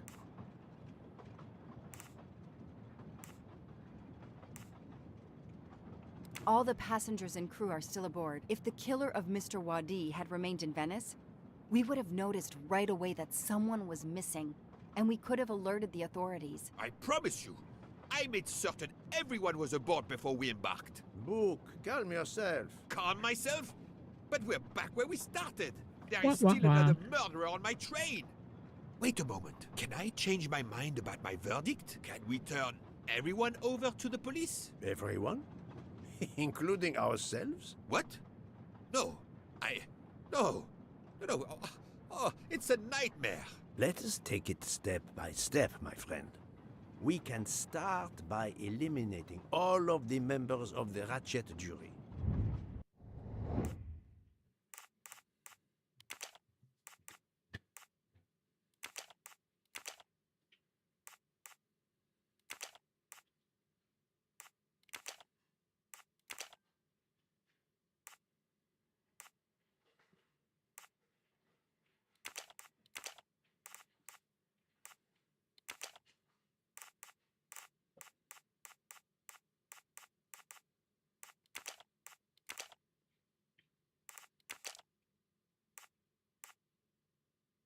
Think, Poirot. That is not a good answer. No, not good.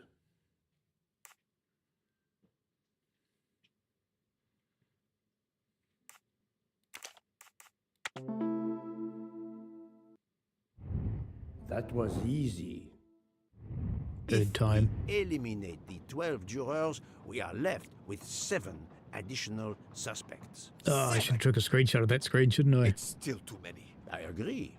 We must reduce our list. Excuse my impatience, Poirot. It's as if my beautiful train is cursed. Can you exonerate any of the 7? Great. Book worked hard to get me aboard the train. He is definitely not a suspect. Good. Mademoiselle Locke cannot be a suspect. She pursued Mr. Waddy's murderer. I must admit I'm not right this time. Likes It was Constantine. not adequate. Dr. Constantine alerted me to the 13th stab wound. He is not a suspect. That's the right answer. I have 4 suspects left who I must now examine more closely. Miss Nielsen, Monsieur Maury, Monsieur Fauché, and Countess Andrény. One of my employees? Suspicious? All 3 got off the train in Venice to restock supplies. Any one of them might have slipped away without being noticed. I suppose. But what of Countess Andrény? You cleared her yourself. She is cleared of the first murder, but we know little of her movements here in Venice. So, we still have 4 suspects to Weren't they interview. supposed to be locked in the train? Detective Locke? I can't join you, Poirot. My chief saw something on the news about the case and my involvement. He's demanding an explanation. If I want to keep my badge, I have to call him. Then you must do so by all means. I'm sorry. No need to apologize. I understand. I'll make the call from my compartment. If you're looking for me, I'll be there. I hate to say this, Poirot, but I must. There is, of course, one other suspect with a motive for murder. The ransom money. You mean Detective Locke? Then who did she chase? Who killed Aziz? We both saw the masked murderer standing over the body.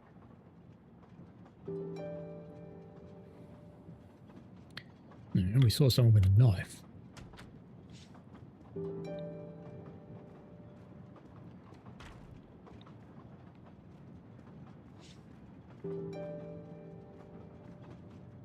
Ah, Michel, I have a few more questions to ask you, if you will allow me. Anything, Monsieur Poirot.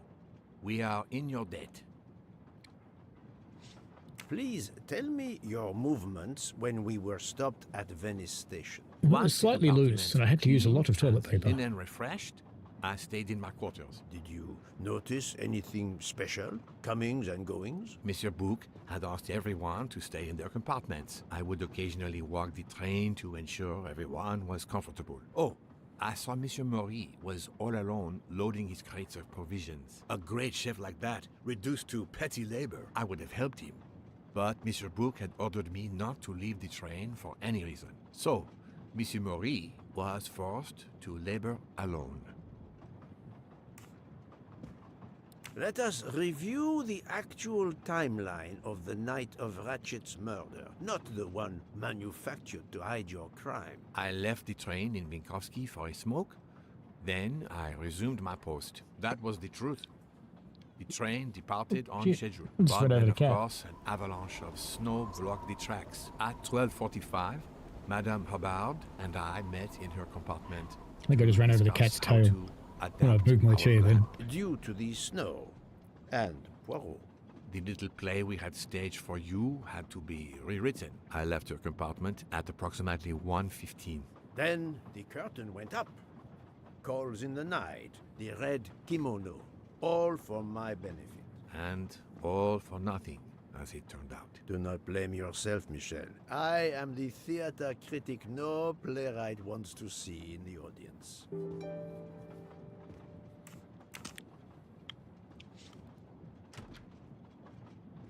No, Matt. It wanted to go in this door, didn't it?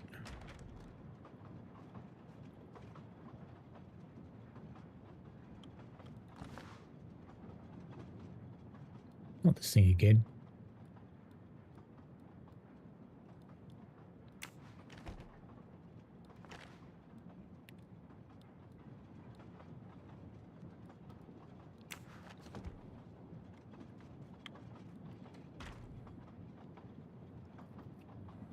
Doctor, I need to question Countess Andreni. I'm afraid that won't be possible, Mr. Poirot. The Countess had an anxiety attack when we arrived in Venice. She was terrified the police would come for her and her husband, despite how you concluded your investigation. I had to give her a sedative.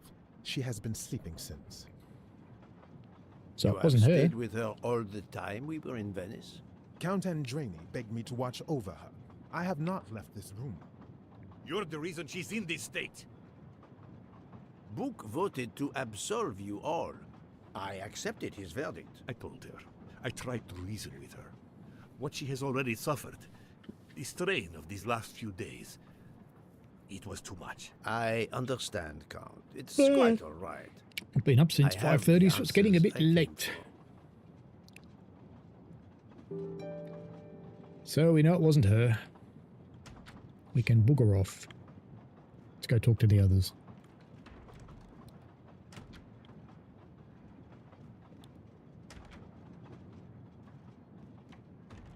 None shall pass.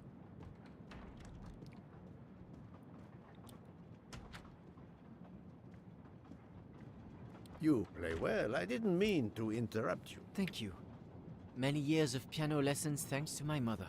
I try to play in a few clubs in Paris when I get the chance. But as you can see, it hasn't made me rich. What can I do for you? Conversation only. May I see your knives? Of course. They are here. If you don't mind. Help yourself. They are under the bar counter. Tell me about your time in Venice. I had Monsieur Book's permission to see my sister. She lives in Marghera, just outside of Venice. She had a baby a few weeks ago. This was my first chance to meet my new nephew. Monsieur Book gave you permission? Yes, you can ask him. Most assuredly, I will. What time did you leave and when did you return? I left around 9:10 p.m. I was back by 10:45 p.m. When I got back, Hotaru was in a lot of pain. I gave him a back massage. That would have been enough time to kill Monsieur Wadi and return to the train. Tell me again about your poker game the night of the murder. It's a regular game to help relax after a long day. Let's see, we started around 11 p.m. We took a short break in Minkowski, Hotaru, Pierre, and I. The game finished up around 2 a.m. We'd all had quite a bit to drink. Ah, yes, I left for about 10 minutes to refrigerate champagne for the next day. That must have been around 1 a.m.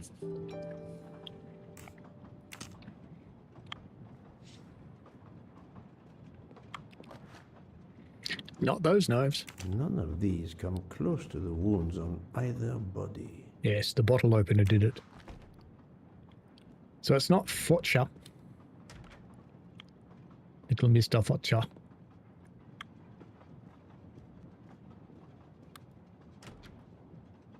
One day we'll find someone in one of these.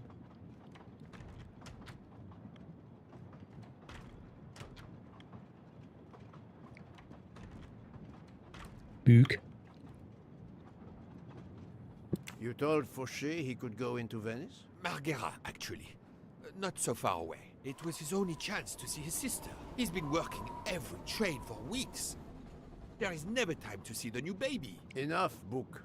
Your heart does you credit, but your common sense, it... I know. But it's fine. Isn't it? He did come back. Oh, it's fine, as you say. Unless he saw the baby, then killed someone else and returned to the train.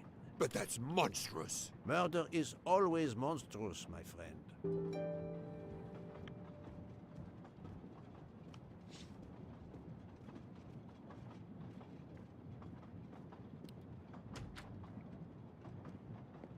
Good evening, Monsieur Maury. May I have a moment of your time? I have a few questions to ask you. Of course, as long as you don't mind if dinner is ruined.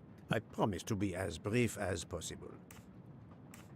As you may know, I have solved the murder of Monsieur Ratchet. That is a shame. I beg your pardon?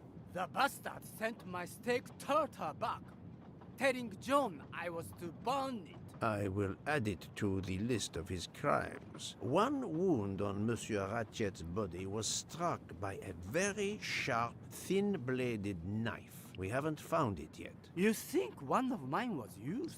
I'd like to have a look, if you don't mind. In that drawer. The ham An knife. impressive set of knives, but their blades are too wide to have been used for the crime. Tell me about your poker game the night of the murder. We started around 11 p.m. when John finished his shift. We played until around 2 a.m. From what I remember, it's a bit vague. You played without a break. Actually, we did break once for a smoke. John, Pierre, and I. When we stopped in Vinkovsky. When was that? Around midnight. What did you do while we were stopped in Venice? With Freya's help, I loaded fresh produce for the next part of our journey. Then, you may not believe this, but my job requires a lot of physical labor. My back suffers. Fortunately, Jean has become quite adept at separating my vertebrae.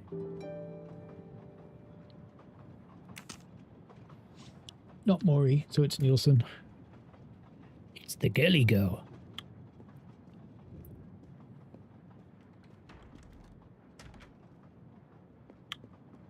No one in the toilet.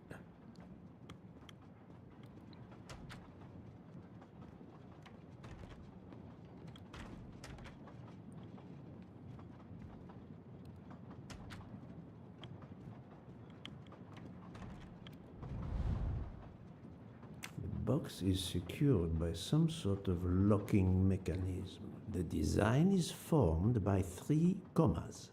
What is the word in Japanese? Tamoe. And it's obviously missing a piece. The box is secured by some sort of locking mechanism. The design... Tamoe. And it's obvious...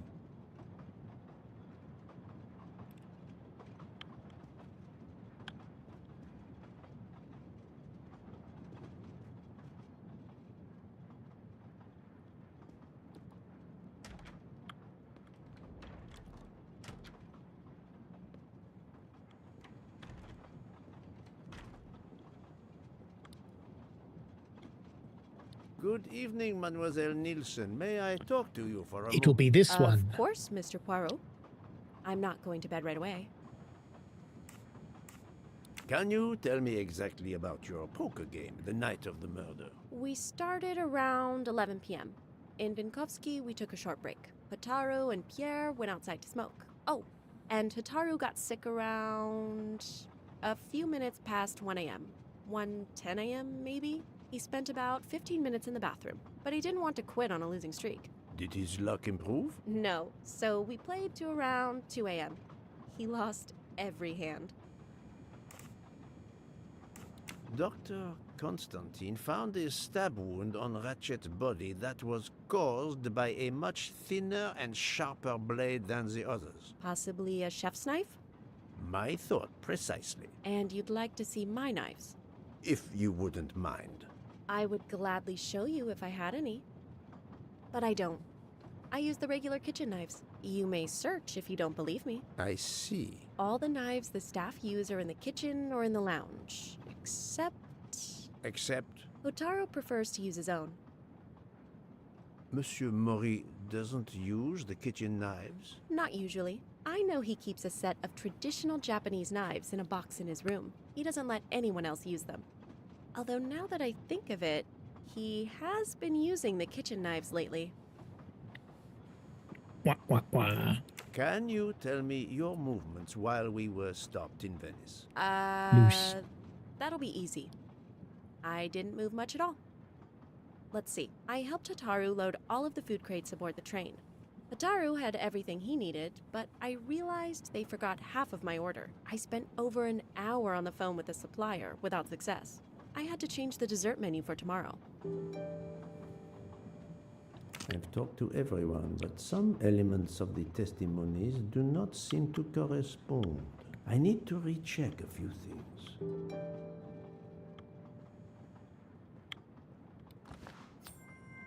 Another delightful trophy for my collection.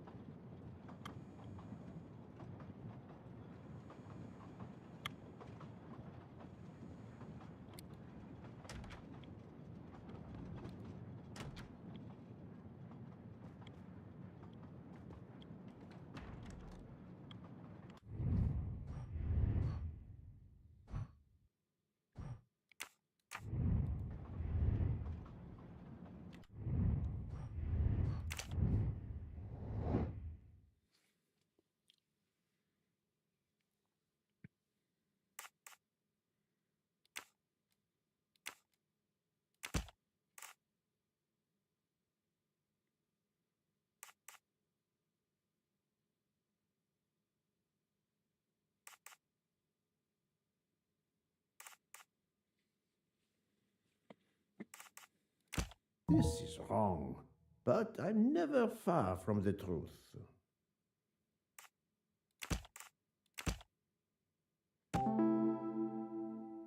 We're in it again.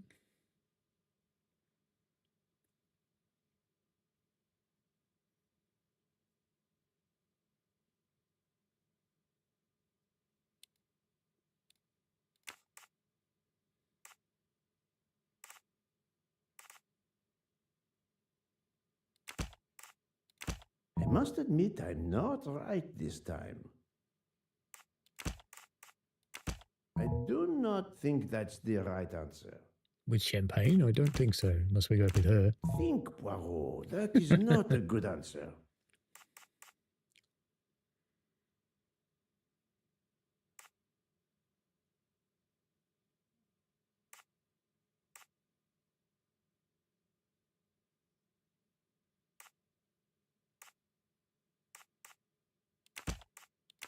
This is wrong, but I'm never far from the truth. No, not good. Thoughts, people?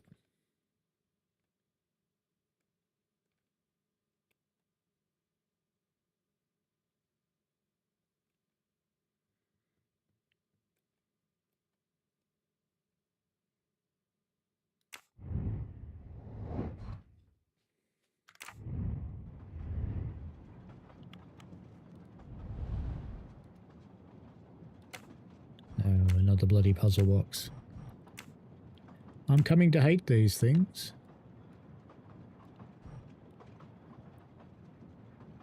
Oh god, it's got 4 sides.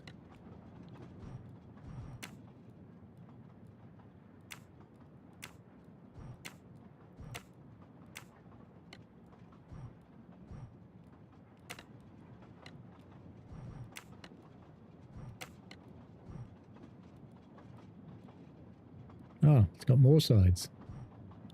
It's still locked. I need to move the parts on the side.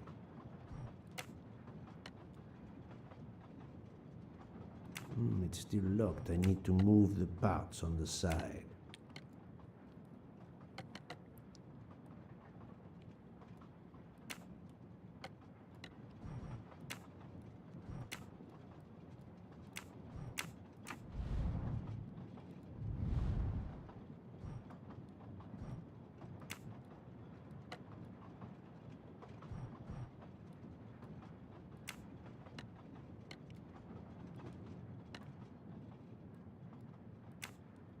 I think we have to make that one go the other way.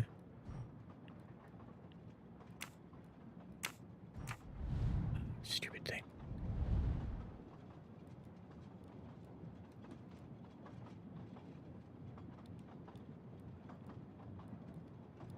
Turn is supposed to be...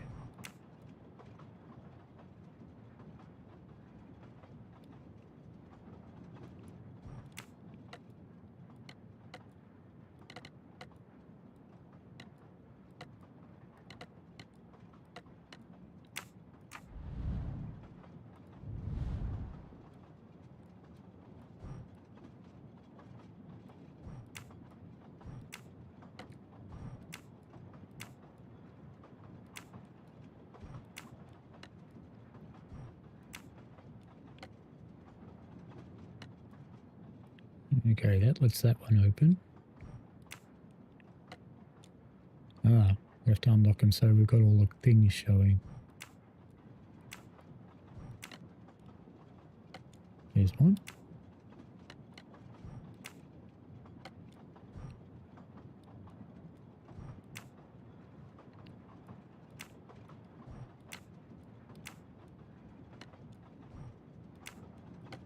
Okay, so I think we only want the ones that have got a picture showing. So that should be all of them, shouldn't it? It's still locked. I need to move the parts on the side. It's still locked. I need to move the parts on the side.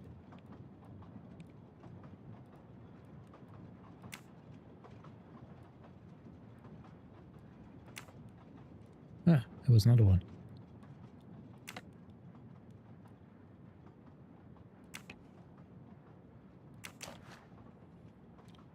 An object that looks like a broken comma. It must be part of something else.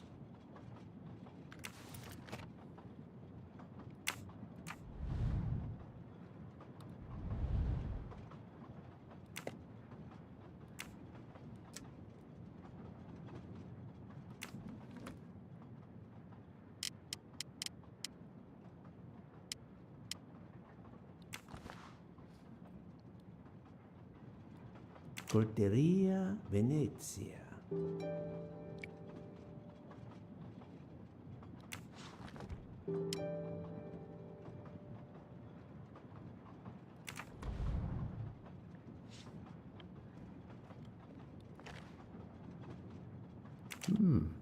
A black feather. That reminds me The of mask.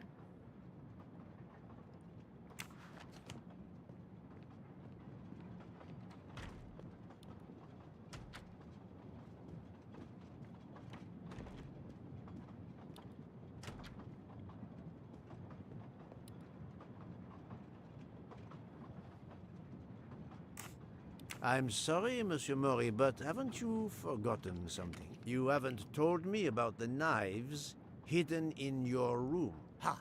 Yes, indeed. I forgot to tell you about those. They are my personal knives. I only use these knives. There are none better. I bought them all in Japan. No one is allowed to touch them except me.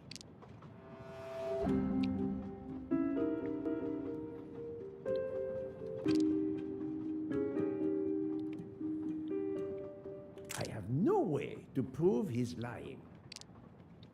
Yes, you do. He's got another one in his hands.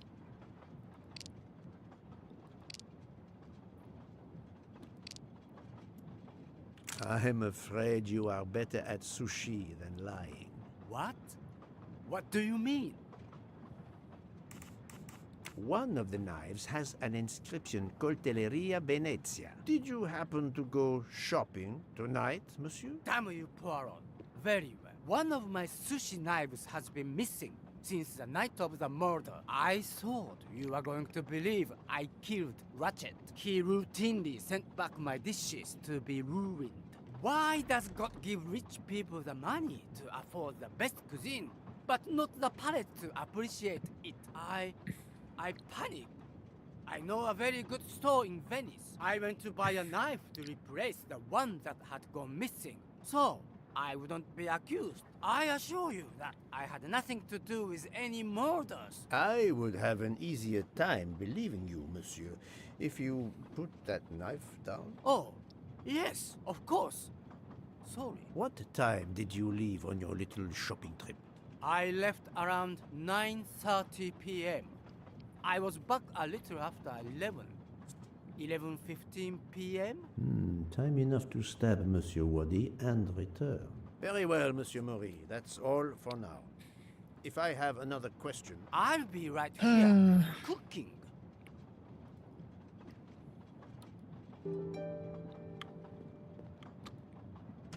Time to go chat to the cheeky babe.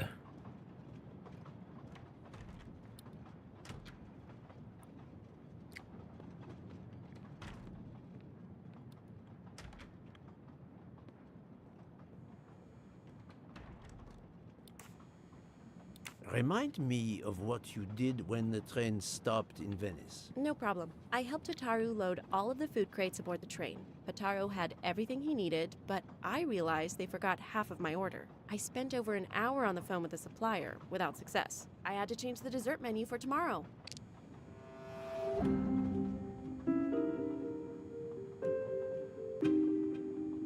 He was by himself. Mademoiselle, I believe you're hiding the truth from me. What makes you say that? It was him, Michel wasn't it? saw Monsieur Maury carrying the crates of food alone. You weren't on the platform. I did help Hotaru. The entire time? He carried so many crates, his back was sore. Ah, I'm sorry about that. Okay, I'm guilty. I did leave him before we were finished. But I had to. There was no saffron he needed for a recipe. I volunteered to go into Venice and get him some. The Rialto market would be open late because of the carnival. He gave me money. I knew we weren't supposed to leave the train, but I only wanted to help. Mr. Mori can confirm this. Ask him. I saved dinner.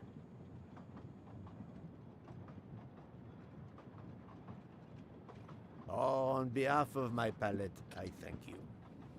How long were you gone? I left at 9:10 p.m. and was back with the saffron around 11. That's when I called my supplier for the items I was missing.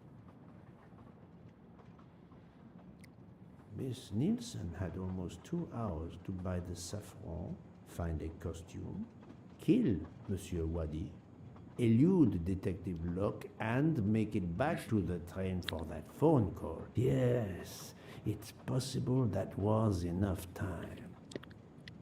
That chickie did it. Thank you, Mademoiselle Nielsen. That is all for now. Sorry again, Mr. Poirot. I hope you enjoy tonight's dessert. She would kill you with it.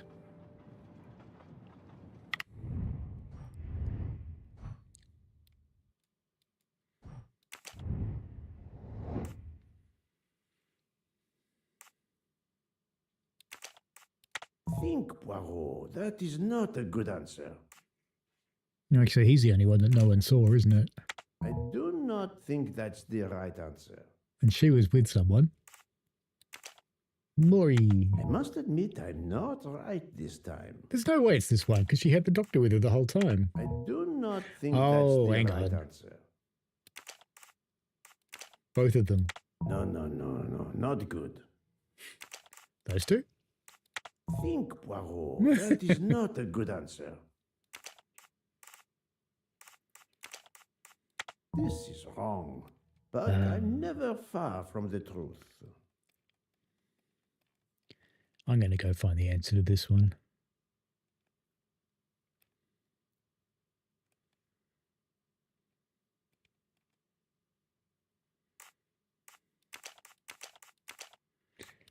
There we go. I should have just picked all three in the first place because she had someone with her. Cells did not let me down. Yep. When all else fails, cheat.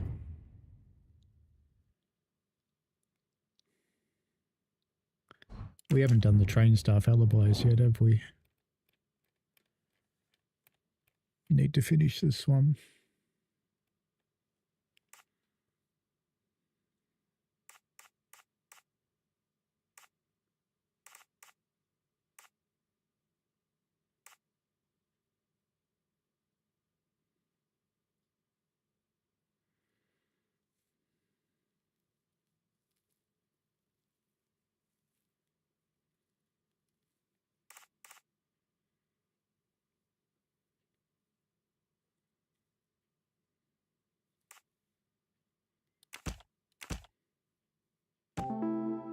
Timing.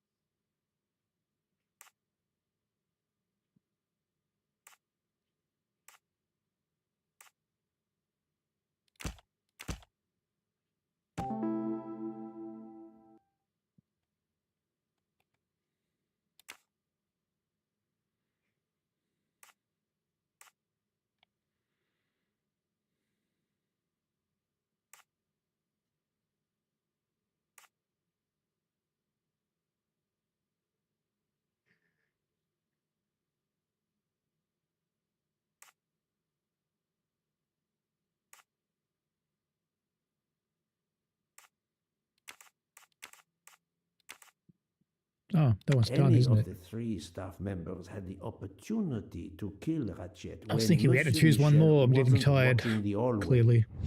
That's the right answer.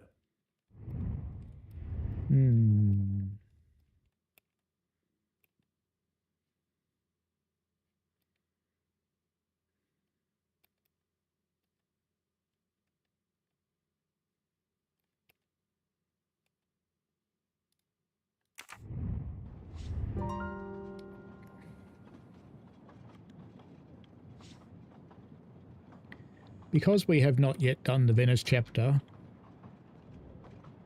I think we might call it quits for tonight and get on with this again tomorrow night, because it is getting pretty late. But let me go and chat with Detective Girly first.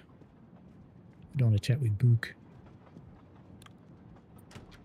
Round this out for this part of it. And then I'll set up another stream for tomorrow.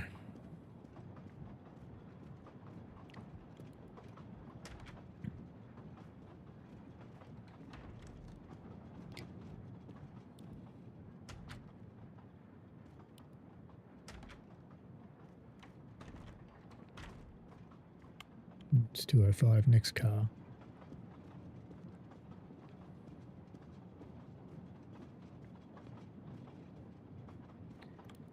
Want Tiki Babe's car. 105. That one? No. 6. 5.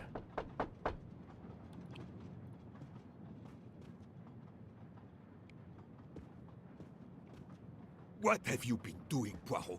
I am completely in the dark. I will shine some light on the situation, my friend. I have 3 new suspects who could have killed Ratchet and Monsieur Wadi. Miss Nielsen, Monsieur Fauché, and Monsieur Maury. They all had periods of time during both murders to commit the deed, and their alibis are weak.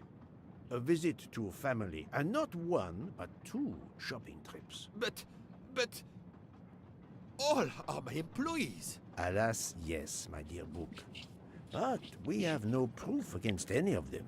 None of the 3 appears to have any motive whatsoever. But this is a tragedy. Do not give up hope. We will catch this murderer. There is still one place that may hold the evidence we need. Geneva. Exact.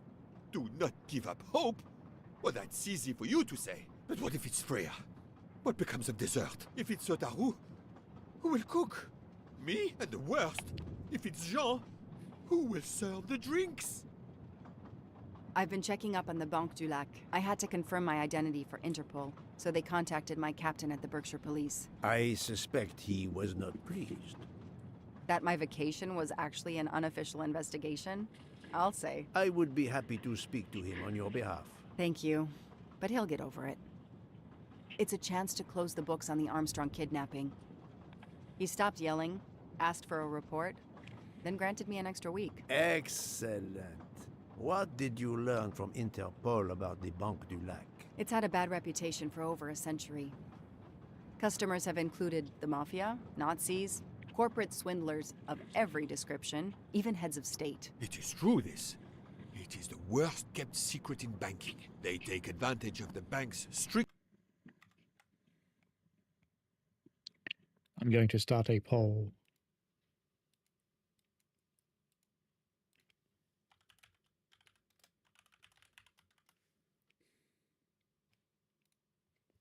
policy of protecting the anonymity of its clients. This is in defiance of many laws from multiple countries, including Switzerland itself. Of course, I have never taken advantage of such a corrupt system. That goes without saying, my friend. There are ongoing investigations, subpoenas, court orders. The bank will eventually have to comply, or its assets may be seized. But until then, it still thrives, thanks to its wealthy and powerful clients. It sounds perfect for the late Monsieur Ratchet. Do you have any ideas? The serial numbers from some of the bills match those from the Armstrong kidnapping. We agreed in Venice that the bulk of the money must still be physically in the bank's vault. I concur, Detective Locke. Exemplary work. So, our next task is clear. We need to get into Ratchet's safety deposit box. There will be codes, passwords. And Monsieur Wadi would, of course, have known them all. The bag of money he carried is proof of that. We'll need to find information about Ratchet's box in Wadi's office at the bank. Most assuredly, but remember the secrecy involved. I doubt his office will contain all we need. Where else must we dig?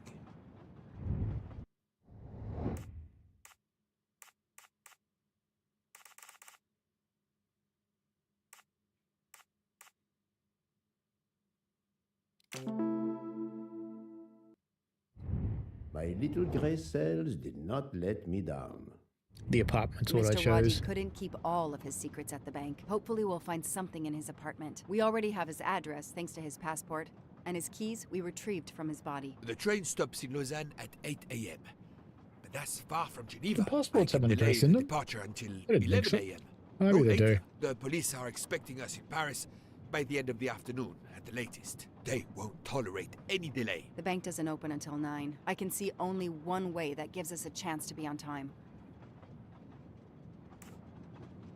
Let's take a taxi. I checked a map. It should take us less than an hour to get to Geneva from Lausanne, which leaves us just enough time to access that safety deposit box. We have no choice if we want to be back to the train by 11 a.m.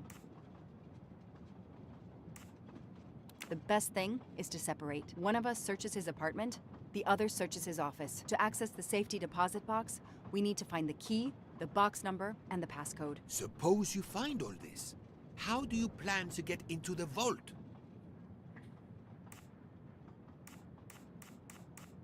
This would be quicker, wouldn't it? We are going to use the bank's anonymity policy to our advantage. And the quickest way is for you to impersonate Ratchet.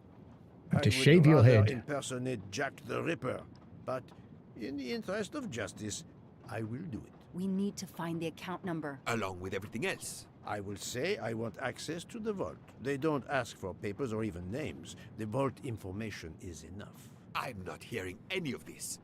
I run a train company. I don't rob banks. Perfect. Let's recap the plan.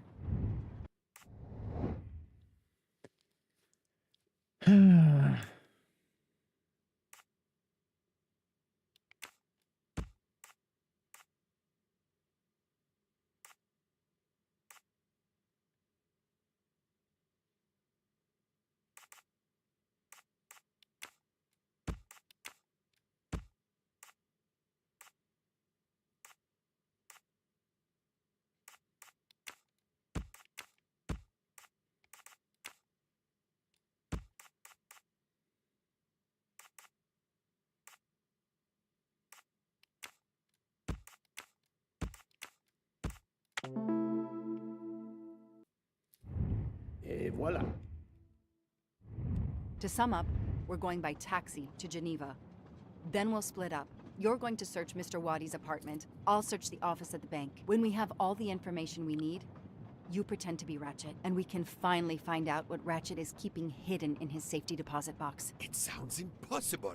Not for Detective Joanna Locke and Hercule Poirot. We should get some rest. You are right, Detective.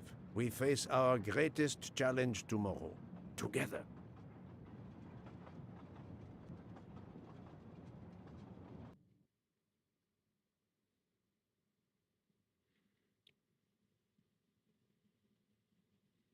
Nine o'clock.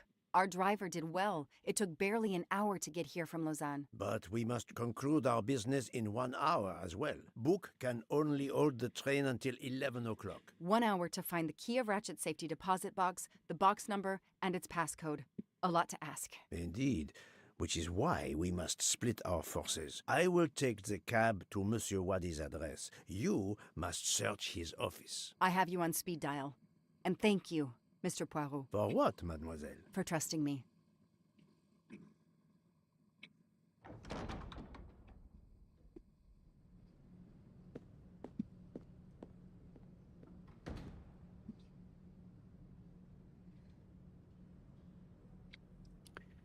I reckon this has got at least 3 chapters to go. So I'm thinking, given that it is 10 to 11 at night, despite the poll, I'm going to ignore it. I don't know how many people voted anyway. But 1, there we go. So I'm going to finish this tomorrow night. I will set up the stream in the morning, so keep an eye out for it, because this has got enough chapters to go to get us started tomorrow, and we can always look at GWE on the Xbox when we finish this. Hopefully we'll finish it tomorrow. I hope. Anyway, I'm going to go to bed, folks. So thank you very much for joining in and watching. I hope you had fun as we work through solving this. And yeah, I'm getting a bit tired, so the puzzles are actually getting a little bit difficult because I've been up since 5. I'm going to get up early tomorrow too. It's the bloody roadmap. Tomorrow of Train Sim Worlds, look out for the article. It'll be out in 3 hours, I think, if they go by their usual timing. So if you're awake in the UK, go right ahead. If you're an Aussie, go to sleep. I'll probably be doing a video for it anyway, sometime tomorrow. So see you tomorrow night, 7 o'clock, usual time, same channel. Alrighty, have fun, folks. See you later.